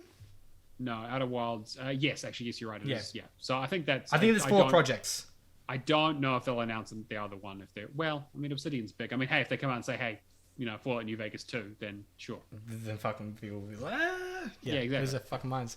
Gears Remaster Collection, we already heard stuff about it. Yeah, I basically confirmed at this point. If that is the case, I'm really excited for that. However, I like those 3 games. Fuck seriously. Well, we look at the achievements before we make any decisions. Yeah. Forza Motorsport, they have to. I am going to be shocked if it is not 2022. Yeah, you're probably right. They need something. It's been 5 years. They need something for the end of this year. You're right. It's been 5 years. However, if this was like early 2023, I would not be surprised. I wouldn't be surprised, but I really feel like they're aiming for holiday because they need something for the end of the year because there's fucking nothing. Yeah. I'm very unsure about this next one, but I'm sure we're gonna get an ID software game or some kind of reveal of what they've been working on, whether that is Quake, Doom, or Wolfenstein. Well, don't forget that you have like the team that works on Doom is not the same team that works on Wolfenstein, right? Like Machine Games do Wolfenstein. And Machine Games. Okay. So they're currently working on Indiana Jones. So I think we'll see more of that. Yeah. But I wouldn't be surprised if they announced a new Wolfenstein or a new Doom. Probably maybe even makes more sense. I don't know, but you're probably right. There will definitely be something from id. Maybe Rage 3 for fuck's sake. Who knows? Oh, Rage would be interesting. Rage 2 is a fucking good game that I keep on telling myself I need to go back to. I still haven't got around to it. I really enjoyed Rage 1 though. Rage 2 is like, from what I played of it, like massively above 1. Oh, okay. But maybe it's just like all the updated visual, like that generation. Sure. Again, that was a 360 game originally, so it's an old game. So Deathloop, I've already talked about. I don't think we'll get anything about Ghost of Tsushima just because. You mean Ghostwire Tokyo? Ghostwire Tokyo. Sorry. Yeah, no, it's too early. Fucking too many Ghostwire games on PlayStation. You know how it is. Yeah, lot of ghosts. All right. Hellblade 2. Yeah, I think that's probably. We need a date. Yeah, and I would be surprised if they're not aiming for the end of this year for that as well. But I don't know if it'll make it. Yep. I mean, they've been working on it for quite a while. I'm very interested to see how it does, and I think they've been working on it. Yeah, they're sort of medium, small size team. Yeah, I wouldn't be surprised if they actually do get it out by the end of the year. Yeah, I think they've been trying. Like, it looks like the kind of game though that they've probably been polishing for quite a while to try and reach that, like, you know, that first party Sony level of degree for those kind of games. All right, the last ones are my wild card bets. Yeah, your Hail Marys. Yeah. An Exile game announcement. Yeah, I could see that. It's been a while since the last thing they put out was Wasteland 3. Wasteland 3, I believe. They're meant to be working on an RPG now, I believe. Okay, all right. I mean, you know, I like an Exile. Same vein, Compulsion. They've been working on a project for a little while that hasn't really been formally announced. Yeah, they probably should talk about something. I mean, but it's whether they have something to show. Yeah, right. Whether they still exist. Yeah. It feels so weird. You're just like, We Happy Few exists, not really caring for it, and then people realize Contrast exists. Contrast is a really cool game. Contrast is just blows fucking We Happy Few out of the water. Yeah, We Happy Few is a fucking awful game. And I kind of wish I hadn't played it. I still need to go back and do it. And my two biggest Hail Marys are Age of Empires or Rise of Nations. Just because I've seen so many fucking tweets that have Rise of Nations showed up as a on the console in the store. If they could bring Rise of Nations over as a console port, I would fucking love that. Rise of Nations is my second favorite RTS after Age of Empires 2. I get the feeling they're more likely to do an Age of Mythology next if they're going to do anything. Okay. If they do that, I'm fucking sold. Either way. No, that's Age of Empires 2, likely. Age of Mythology, Rise of Nations. Give me any of those RTSs. Fucking put StarCraft on it. They're going to own Activision anyway. StarCraft 3. Yeah. Mic drop. Activision is not the place where they can do that right now. Holy shit. Not the right time. And what else you got? StarCraft 3, but we've made it mobile and it's... Oh, no. Don't put that evil out into the world, Zerg Rush. Oh my god. No, Zerg Rush for your wallet. Keep swiping your credit card to spawn more Zerglings. And my ultimate Hail Mary, because, like... Just do it. Double Fine. Release the Banjo-Kazooie port. And if it's not Double Fine... sorry, the reboot. If it's not Double Fine, we need what's the newly acquired not newly acquired, but going to be acquired Activision Blizzard studio that deals. Which one? The Toys for Bob. Toys for Bob, yeah. Toys for Bob, yeah. Give it Toys for Bob. Like, if it's not going to Double Fine, give it Toys for Bob. Give us a Banjo-Kazooie reboot. Sure, yeah, I can see it. Yeah, give me Banjo free. 3E. Free. All right. Yeah, I agree with most of those. Those are very similar predictions. The only thing my Hail Mary is looking at if they say anything about Perfect Dark, which I don't know if they will, but I feel like they probably might have to, considering it's supposed to be their quad A game. I didn't put it on there because I have the same feeling about it as I have Fable. I feel like we're getting to that stage now that we're spoiled for choice, that they can show off half their upcoming projects in a thing and leave the other half on the next year. That's true. That is true. Just because there's so many fucking delays. Yeah, no, you're right. All right. Do you want to go through Alex's bingo card for just? We've been running for a little while, so maybe we just. I'd rather do Alex's bingo card and not talk about the games that we're playing. All right, fine. What do you got? Right. Halo Infinite DLC season update. Yep, that's almost certainly going to happen. Yep. Call of Duty. This is why I'm kind of like Modern Warfare 2019 would be the perfect game to hit Game Pass because it's big enough title. Yeah, I know what you mean, but no, I don't think they're going to show it at the Microsoft conference.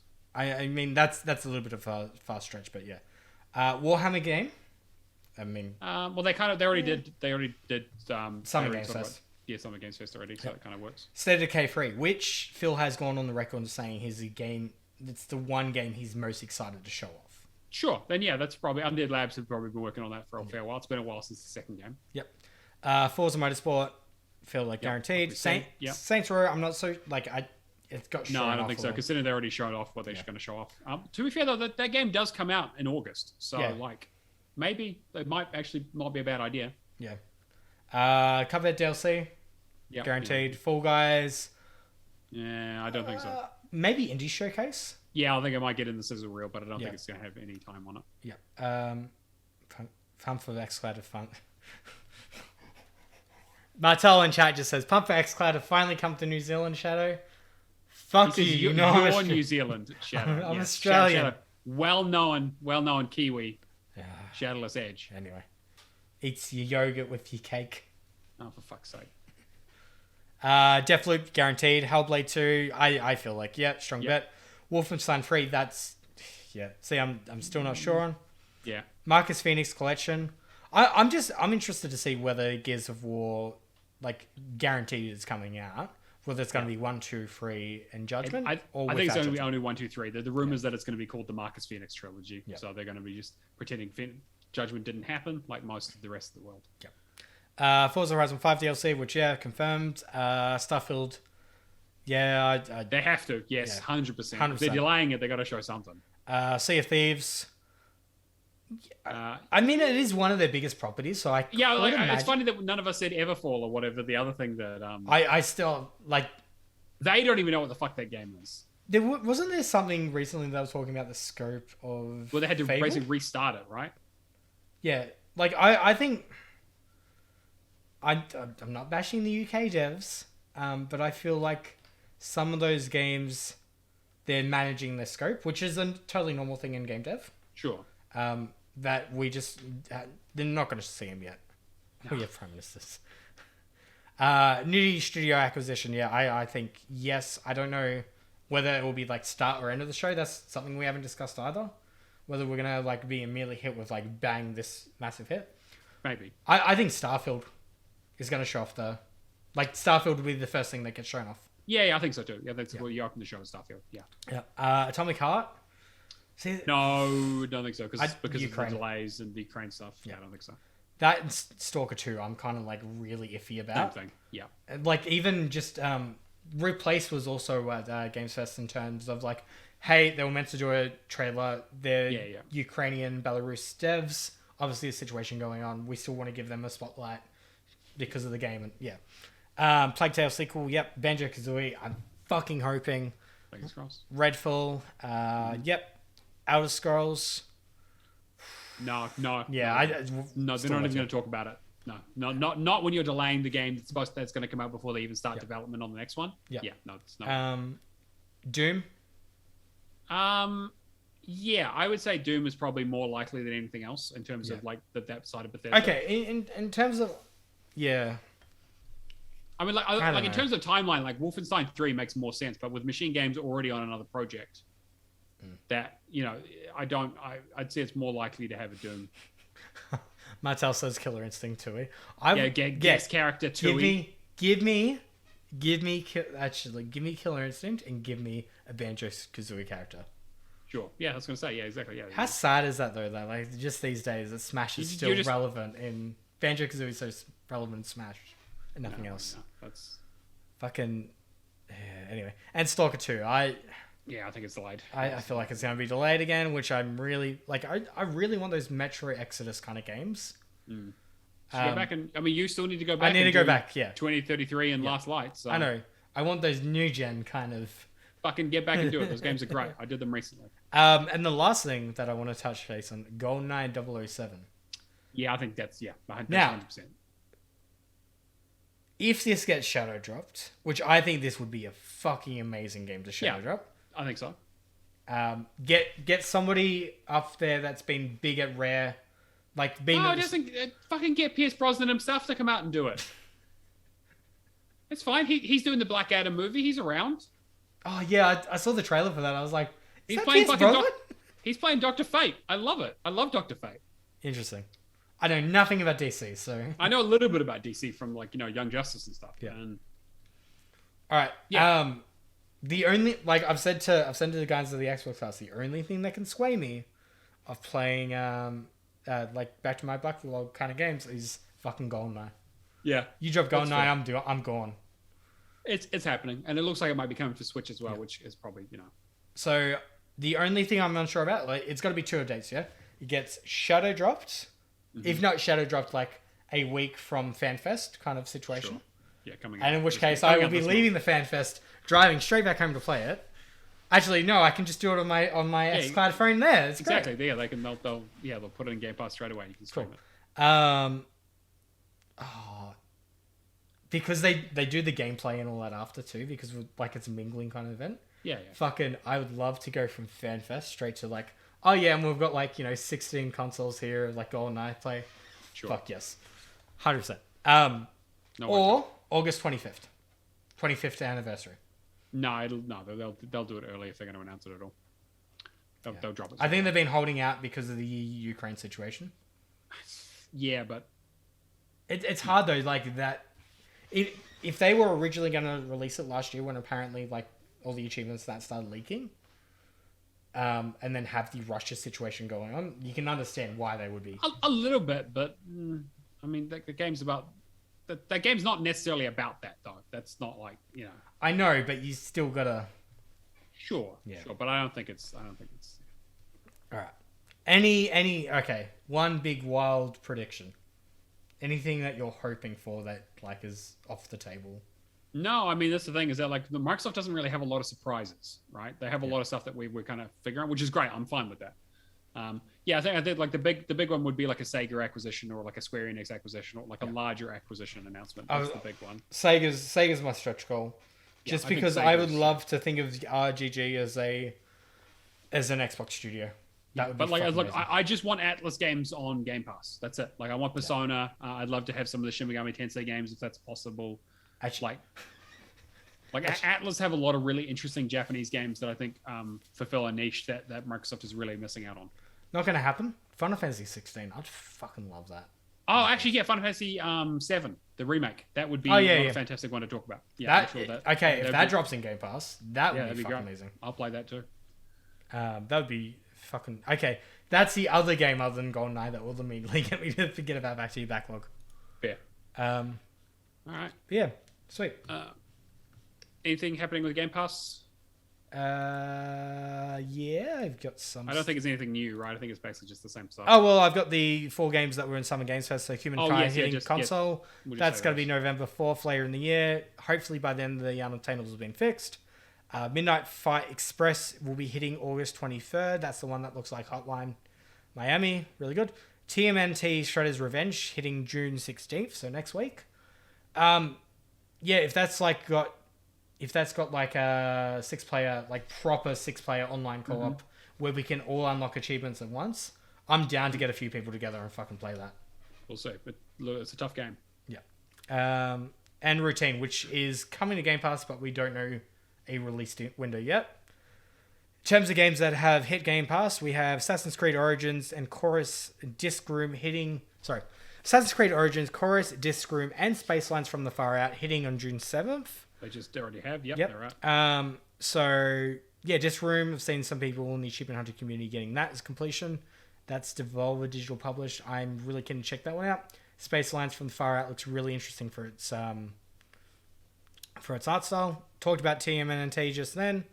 Also, I was going to mention this last week. I think Limited Run Games for their retro collection for TMNT are doing a Pizza Hut giveaway to give you a pizza with it.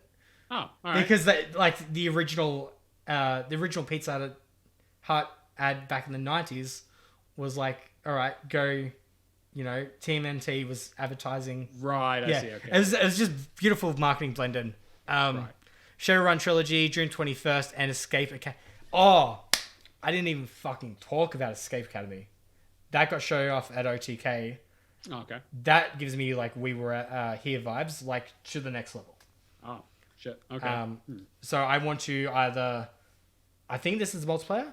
I want to play this with friends. Cool. Okay. Yeah, I love the We Were Here games. Yeah. So yeah, end of the month. Hopefully we can just wait a few days and then play in August. Play in July. Sorry. All right, you want to talk about games you've been playing? Yeah, I'll be real quick about it. I finally got Guardians of Middle-earth finished. A huge thank you to Cobra Todd. So we realized that the issue was the region-based matchmaking.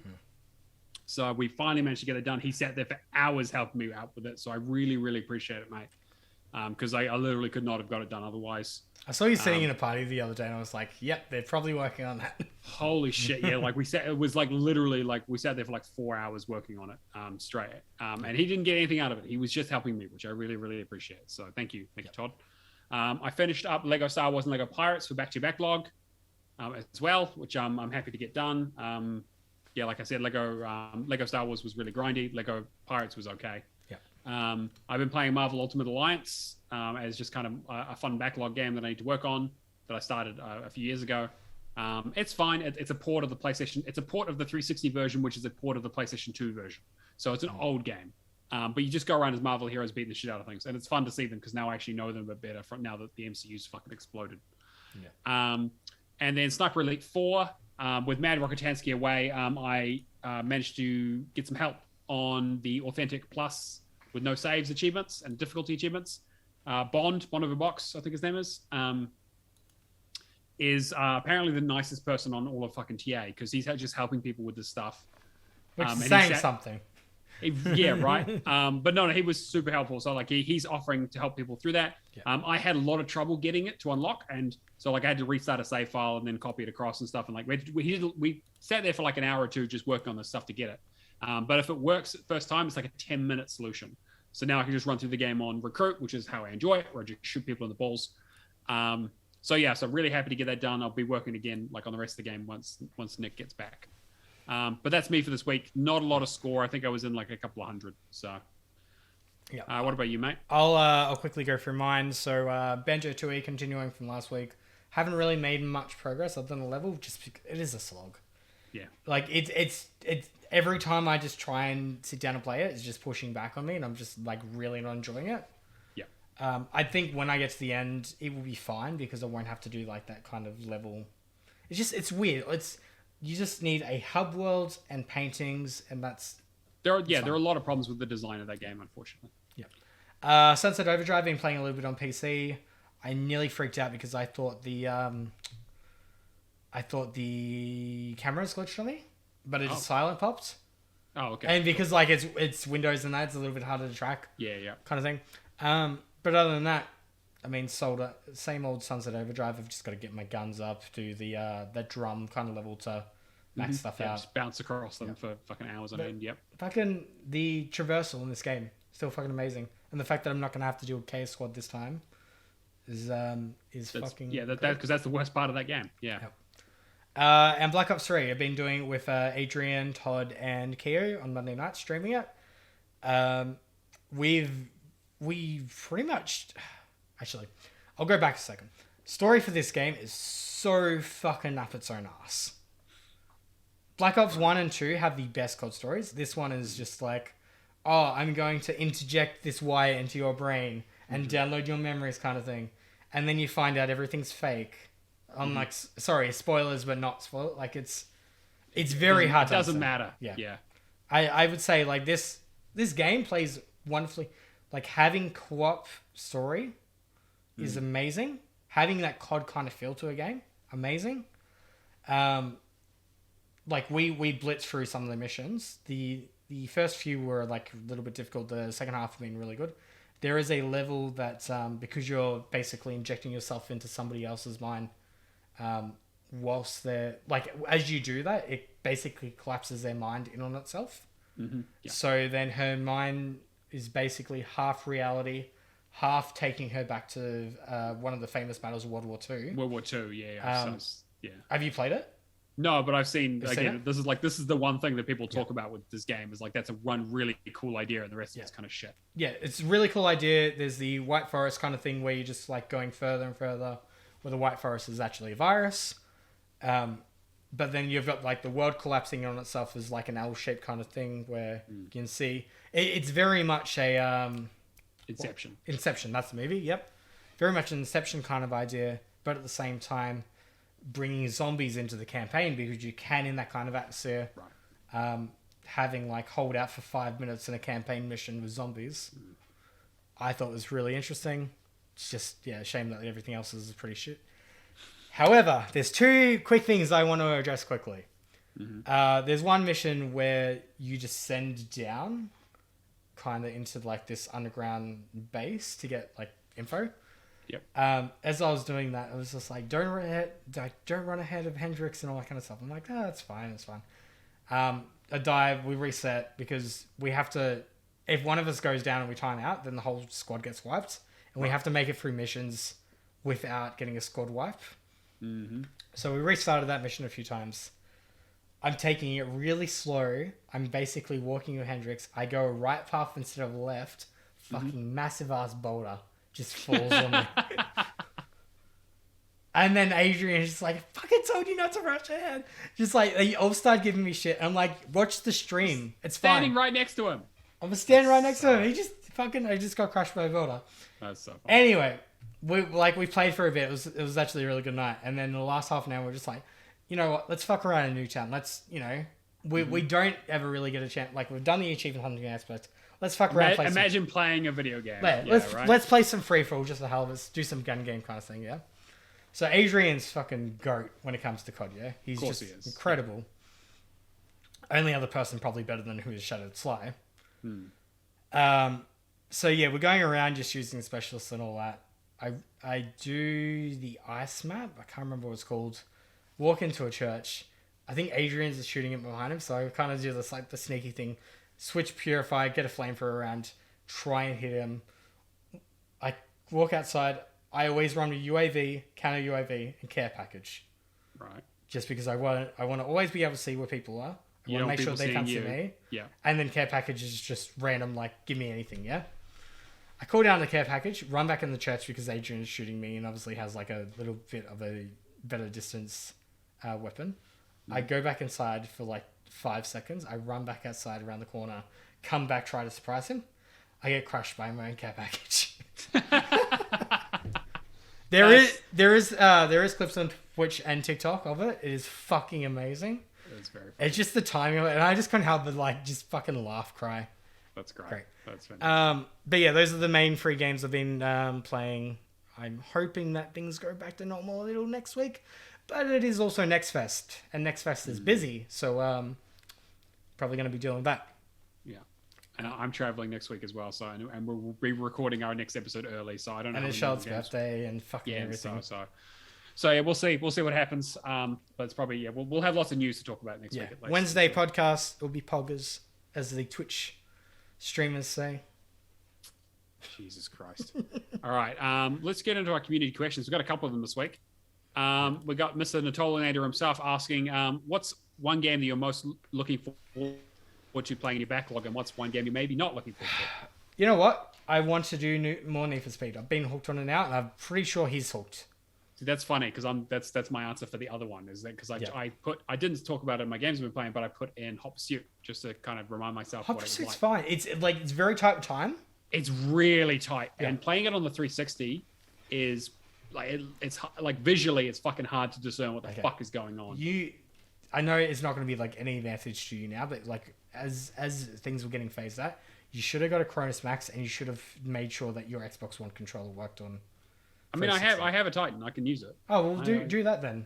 It's so much easier having that controller. Well, the controller's not the problem. It's the visuals. It's the game. It's the actually having to play the fucking thing. Because like everything is like it's hard to see what it's. You know what too?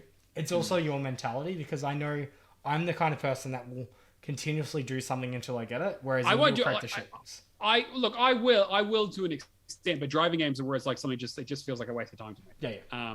But anyway, so again, I played a little bit of that, but that's one that I'm not looking forward to. The one I am looking forward to is what I'm playing right now, is actually Marvel Ultimate Alliance, because it's a really fun beat 'em up. The only thing is that like I've done it before, and it's a 50-hour completion, so there's a lot to it. It's a long game, but just playing as those cool superheroes is really, really enjoyable. And just like like I'm rolling with Thor, Doctor Strange, the Hulk, and then I'm going to get Silver Surfer at some point. I've got Nightcrawler at the moment, but it's like you just, most of the achievements for like beating up a shitload of enemies, and it's like it's really basic, but it's enjoyable. And if you're a Marvel nerd, it's got a lot of really cool stuff in there, a lot of really cool like nods to stuff. See, I don't know what one I'm not excited for. Watch Dogs Legion, maybe, but I think once I get into it a bit, I think it will be fine. Ori might be like Ori. I know I'm going to be like visually blown away by, but it's whether I get frustrated with the gameplay. It's a tough game, yeah. I think that like I think Natola's point is that like in terms of my backlog, most of the things in my backlog are things that I don't enjoy. Because if I enjoyed them, I most likely would have finished them. So I have things like SSX sitting in there and like Zoo Tycoon. SSX is amazing though. Oh, it's a really cool game. I'm just fucking shit at that. Like it's because like there's the racing aspect and there's the trick aspect, and I'm shit at both of them. So it's like I know it'll just take practice, right? And I'll get back into it. And it's one of those games that has a lot of online achievements that I need to get. So it's on the list. Zoo Tycoon is something that you need to have fun with. You need to get Allison sitting beside you and be like, "We're starting up a zoo. We just bought a zoo. Yeah, we bought a zoo. We're gonna have fun with this. This is where I keep my lion. He's called Shithead, across from the giraffes, which is that's fair. I call him Longneck. Yeah.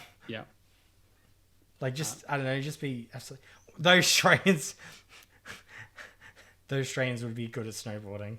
Yeah, no, the Australians are great at 100% of snow. That's why I'm absolutely awful at it. But yeah, that's again like a lot of stuff. My backlog is stuff that I'm like, I'm dreading. Like not dreading, but it's like it's hard for me to get excited about because a lot of that stuff is like there aren't a lot of games that I started and haven't done a lot in. Most of them I'm like stuck on a couple of achievements. Like Zoo Tycoon is one of the exceptions where it's like I started it, got a few achievements like the Connect ones, and it was like, oh man. But it's like I went back to Vanquish recently because there was that glitch that got discovered that makes it easier. Still not easy enough for me. So, we'll get there, right? But I have a lot of backlog. We're just under 200 games to do, so I've got plenty to choose from. Yeah, I can't think of any like Metro and all that I'm excited for. I think some of those games though that have only got a few achievements left in, they're gonna be hard. Because it's like rediscovering controls and all that from like fucking ages ago. Getting back, like looking at Guitar Hero stuff, I'm like, shit, I'm going to relearn all of this. See, Guitar Hero is fine because like you can have fun with it, but it is a slog. Yeah, sure. But it's a slog. And it's there is a real skill barrier there. Yeah. Isaac. All right, so we should address first. Isaac has changed his name. Yes, his legal name is now Logic Dad. Which is kind of cool. It's the kind of like most dad name you could have. Mm-hmm. Yeah. Ironically, it makes sense. And then it's going to be so hard to say Isaac, the Logic Dad questionnaire extraordinaire, all in one sentence now. I think I'm just going to say Isaac. All right, cool. So Isaac says, hey, speaking of backlog games, the games in your backlog that used to be easy to complete but now are pain because you waited too long. Thanks for taking my question. Guardians of Middle-earth was the exact one for that, basically, where it was like because the online was dead, and because there were a couple of achievements you had to have online for and no one to boost with, and because it was region based, that's been my nightmare. It's funny, because the more you think about it, you can either online multiplayer can work one of two ways. It can die to the point of it's great because you can boost with people, or it can die to the point of everything's fucked and good luck ever getting a match ever again. There's no in between. Unfortunately, yeah. So it's like you have things where it's like, oh, you need like 8 players for this game. Like, where am I going to find 8 players for this? So Joe Blow just ends up getting Xboxes because it's easier. Exactly. Yeah, you just like, well, I'll just buy like a shitload of Xboxes and just chain them together. I'm serious about getting this completion. I'll buy a whole bunch of Xboxes for like $50 each and just donate them to the hospital. That's essentially what you have to do if you want to get the Ghost Recon Warfighter #1 leaderboard spot. You need to do that for 6 months. Not even joking. Yeah, I'd much rather just get a cat and nine tails and just. Yeah, exactly. It's like So if I'm going to be a masochist, there are many other games that I can complete at that time. Yeah. But I think that it's like there are quite a few. It's like most of my online games are like this. Binary Domain is the other one. That like I looked at my boost list. I have 4 games left on my boost list, which I'm really which is like great because that means that like I'm really actually getting through my shit. But Binary Domain is the biggest one left. See, this isn't part of my backlog, like personally, but there's also games that you've got like that one that hit Game Pass not too long ago, where they patched out the dev mode. Like situations like that where something that could have easily become a 1 to 2 hour completion becomes a 30-hour completion, and skill dependent. Was it the Skull one? Skull the Hero Slayer. Yeah, Skull the Hero Slayer. That was one. The other one was was it like Wonder Boy or whatever it is? Sure. It was like it's an old 2D side scroll that used to have cheats in it that you could use, and they've taken them out for the achievements. Which I don't understand. Like whatever. Same thing like Halo to a point too. Like to even taking out the tank gun. Yeah, tank gun. They put it back in with all the outcry, right? But even then, it was only because people complained about it. Yeah. But if that was a smaller dev, then fat chance. That would have been it, right? But like most of the games, I haven't finished because I haven't finished. Like there isn't like a lot around in terms of they've gotten more difficult or they've changed. I've been lucky in that regard. It's usually when I finish the game, I usually do it pretty quick. Although, actually, one that comes to mind is Mass Effect. Yeah. The Legendary Collection. There used to be an easy way to glitch the insane difficulty by beating the final boss in the first game 3 times, and it counts as 3 completions, and so you get the achievement for finishing all 3 games on insane. But you can only do that with a disc now, and I'm just like, whatever. I've done the games on insane before, so I'll just do it. But interesting. Yeah, look into that. I got a disc. But so there are a few games in there that I probably should have finished earlier. Hey, if anyone wants to help me with Yaris, I need to get my 1,000,000 coins. There's a glitch that you can do. Is that a car brand or something? Yeah, it was their free Toyota game. They put it on the 360 back in the game. It's absolutely. Are you being serious? I'm not even joking. You literally drive a Yaris with a tentacle gun on the front of it. Look this up. We didn't even cover the NASA game. Whatever. All right, quick. It's out of this world. NASA is now a game publisher. It has a game. Yep, it's out of this world. And they hope it takes off. All right, well, that's kind of going to bring us towards the end of the show. We've got the word challenge. I should do the leaderboards first, actually. Yeah, I was going to say. So quickly through the leaderboards. In third place, we have Mephisto for the win with 11,470. We have Thrash Forever with 12,755. And we have Vulgar Latin with 14,363, which is fantastic. Where are you sitting on the leaderboard, buddy? Where are you sitting on the leaderboard? Where am I on the leaderboard? Yeah. I don't know. Probably down towards the bottom of this week. No. I mean, like, as in, like, the overall. Oh, the overall leaderboard? In terms of TA score, 29th.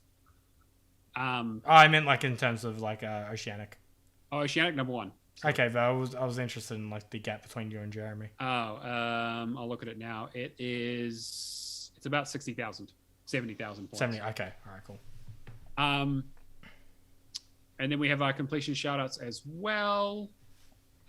So we have Red has finished Sniper Elite 5. Kruger finished up a shitload of XP trash games. So all of those, like, was it Airy Flight fucking... What was it, like Airy Vikings got announced today or something? Oh, Jesus Christ. They just will not die. So he finished all of those, the poor bastard. Rapture finished up Tiny Tina's Wonderlands and a bunch of other trash games as usual. Yeah. Dish finished up Red Faction Gorilla. Dio finished up Hades. Congratulations. He got as just obsessed with it as I did. Yeah. And the Natolator has finished up Need for Speed Payback. Thinking about, I was having a fever dream about Hades now. Like, I want certain games that have like those kind of heroes aspects to do more blended boons. Like, I think those kind of blended boons is a very interesting concept that should. I love everything about that game. Just about right. Like, it is like a 9.5 out of 10 for me. It's only those little bits at the end that are kind of. To me, that's the list. That's the only problem. I have some problems with the RNG, but that's kind of how it goes. I know that Dio had similar issues. All right, we've also got the word challenge. So I've come up with a new game and a new challenge, and the clue is already in there. So if someone had put in clue, they would have seen it. But the new clue is that it is a game that has been started by over 20,000 people on True Achievements. So it's a popular game.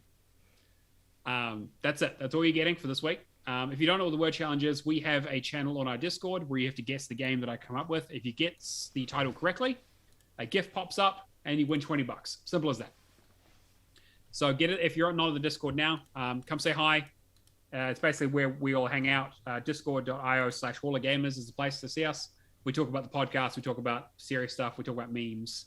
Talk about completions, that kind of stuff. So that's kind of where our community hangs out if you want to come say hi. What's going on with the Patreon, Cameron?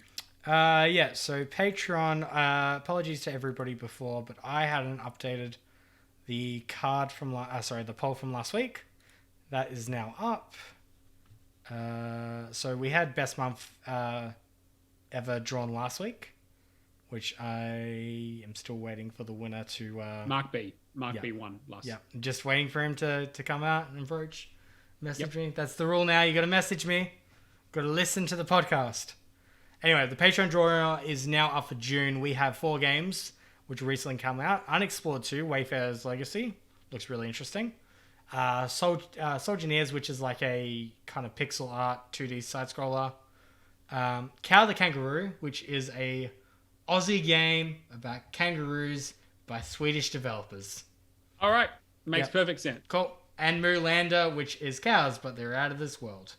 All right, cool. Yeah. Moolander is winning with 2 votes at the moment. So, we're very, very interested to see how that goes. In terms of our Patreons, we have... loading. We have the Natalator. We have Firehawk. We have Mad Lefty. We have G-Spaceman. We have Admiral Awesome. Thank you in the chat as well.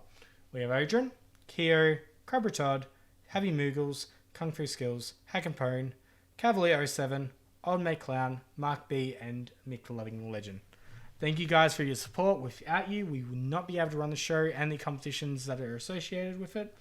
And Matt would probably just disown me as a friend, and No, yeah, exactly. If we lose our patrons, I'm done. I'm out. Yeah. I'm only here for the money, as you can clearly tell. All of that money that we seriously make. But no, Cameron's 100% right. We reinvest literally every dollar we make in the show into competitions and equipment and like licensing fees for like Zoom and for hosting the podcast and that kind of stuff. Also, yes. I was going to say also too, I got a notification too that Admiral shirt should be sent out last week. So hopefully, Admiral, you get to see that shirt not too far away. And send us a picture when you get it, mate. Yeah, do tell me which one you get, because I don't know if they haven't... they fucked up the order of mine. Something tells me that they're not getting the order right, but you'll get a shirt. You'll get a shirt of some sort. It might not even be a Hall of Gamer shirt. Who knows, right? Yeah, but we'll see. Yeah. We also do our other podcast, Lights, Camera, and Action. We did an episode of Sonic 2 that I'm going to probably be putting out next week. It's just in the final editing phase. Just looking for last couple of bits and pieces. And we'll be looking to record... Nothing got to go fast about that episode coming out. Look. We do one a month. Okay, it's been in the tank for a little bit. But no, so we're gonna do King of Fighters next. But none of us have really been able to actually feel like busy. We've been busy, and also it looks fucking awful. So we don't feel super enthused about it. But we will watch it. We'll probably have that episode up later this month. If not earlier. Just go and watch Chip and Dale. Just that's my suggestion. We really should just pick another movie. Yeah. Anyway. I was also going to say, I think me and Alex, after going to the Fan Fest, are going to be doing like a special like Patreon episode as well and putting that up. Hopefully we get Major Nelson on there. That would be nice. Right, yeah, I'm sure. Yeah. He's not doing anything. He's not busy. I mean, he's going to be there. He's going to say hello. Maybe I just hold a microphone up to him and go like, Yeah, get him to do an intro. Get him to say, welcome to the Hall of Gamers podcast. Okay. If I can get that, I am going to be so freaking happy. That is going to be my goal now. Yeah, go for it. All right, and like we say always, we're live on Twitch at the moment doing this show. So if you want to come and hang out, Hall of Gamers Pod. Obviously, we're at the end of the show now, but you can watch the VOD. Otherwise, make sure you come and hang out with us next week. We'll be doing this on Wednesday, but Cameron always puts the schedule out at the very last minute, so you'll know. Check the Discord. I'm joking. There's never a schedule. You never know. I put the schedule out. It's just associated to my Twitch stream. So exactly. Go fuck yourself. I'm not going to fucking watch that shit. All right. Otherwise, if you want to get in contact with us, you can email us at hallofgamerspodcast@gmail.com or Twitter at hallofgamerspod is the place to find us. Otherwise, help us out by leaving us a review. Listen on your platform of choice. Tell your friends. Word of mouth, as always, is huge. Yeah.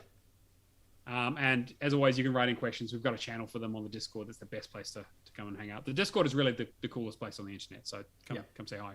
And we don't. We're getting a lot of more active chatters these days. That's true. And we're getting old RGS hosts give us free controllers. That's true. Apparently. I'll believe it when I see it. And we don't say PogChamp all that much in there, so you don't have to worry about that. No. Cameron, if people want to find you, what do you want to shill? You can find me on pretty much Twitch, Twitter, Instagram, and TikTok under Shadowless Edge. TikTok and Twitter are Shadowless Edge. Instagram and Twitch are Shadowless Edge _. Go follow the Hall of Gamers pod on Twitter as well. We are less than 50 followers away from reaching that 1,000 mark, which would be PogChamp. Yep, it would be hella poggers, yo.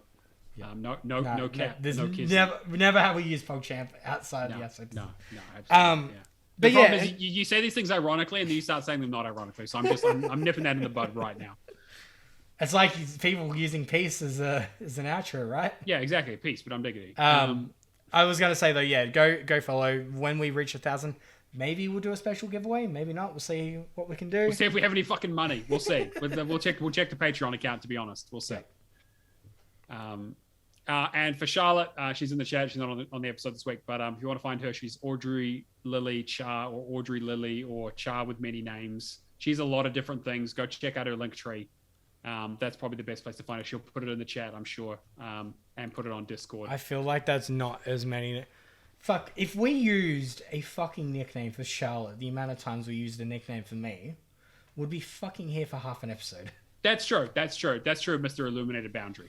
All right, and if you want to find me for some reason, I'm Neomaster on everything because I understand how SEO works and brand consistency. Neomaster on everything. Get fucked. True achievements, Xbox, and Discord. And if you find me anywhere else, I will fucking kill you. Make sure it's with one S and not two. Yeah, one S. Yeah, exactly. Yeah, one S. There are many pretenders to the throne, but there is only one me. All right, well, that's going to wrap up episode Charmantosaurus Rex, yes, on Twitch for Charlotte. Yeah. And that's going to wrap up episode 41 of the Hall of Gamers podcast. I have been Matt. This has been Cameron. We have been doing the show. You have listened to it. Congratulations. You have finally made it to the end. 41 episodes. Mm-hmm. I was looking at the Song of the Week playlist, and apparently we've done, I think, like from RGS all the way to here is like 180 episodes or something ridiculous. Shit. Fucking insane. Anyway, that's us. We will catch you guys next week. Unironically, peace. You're going to really do unironically peace? It was always unironic. It was never ironic.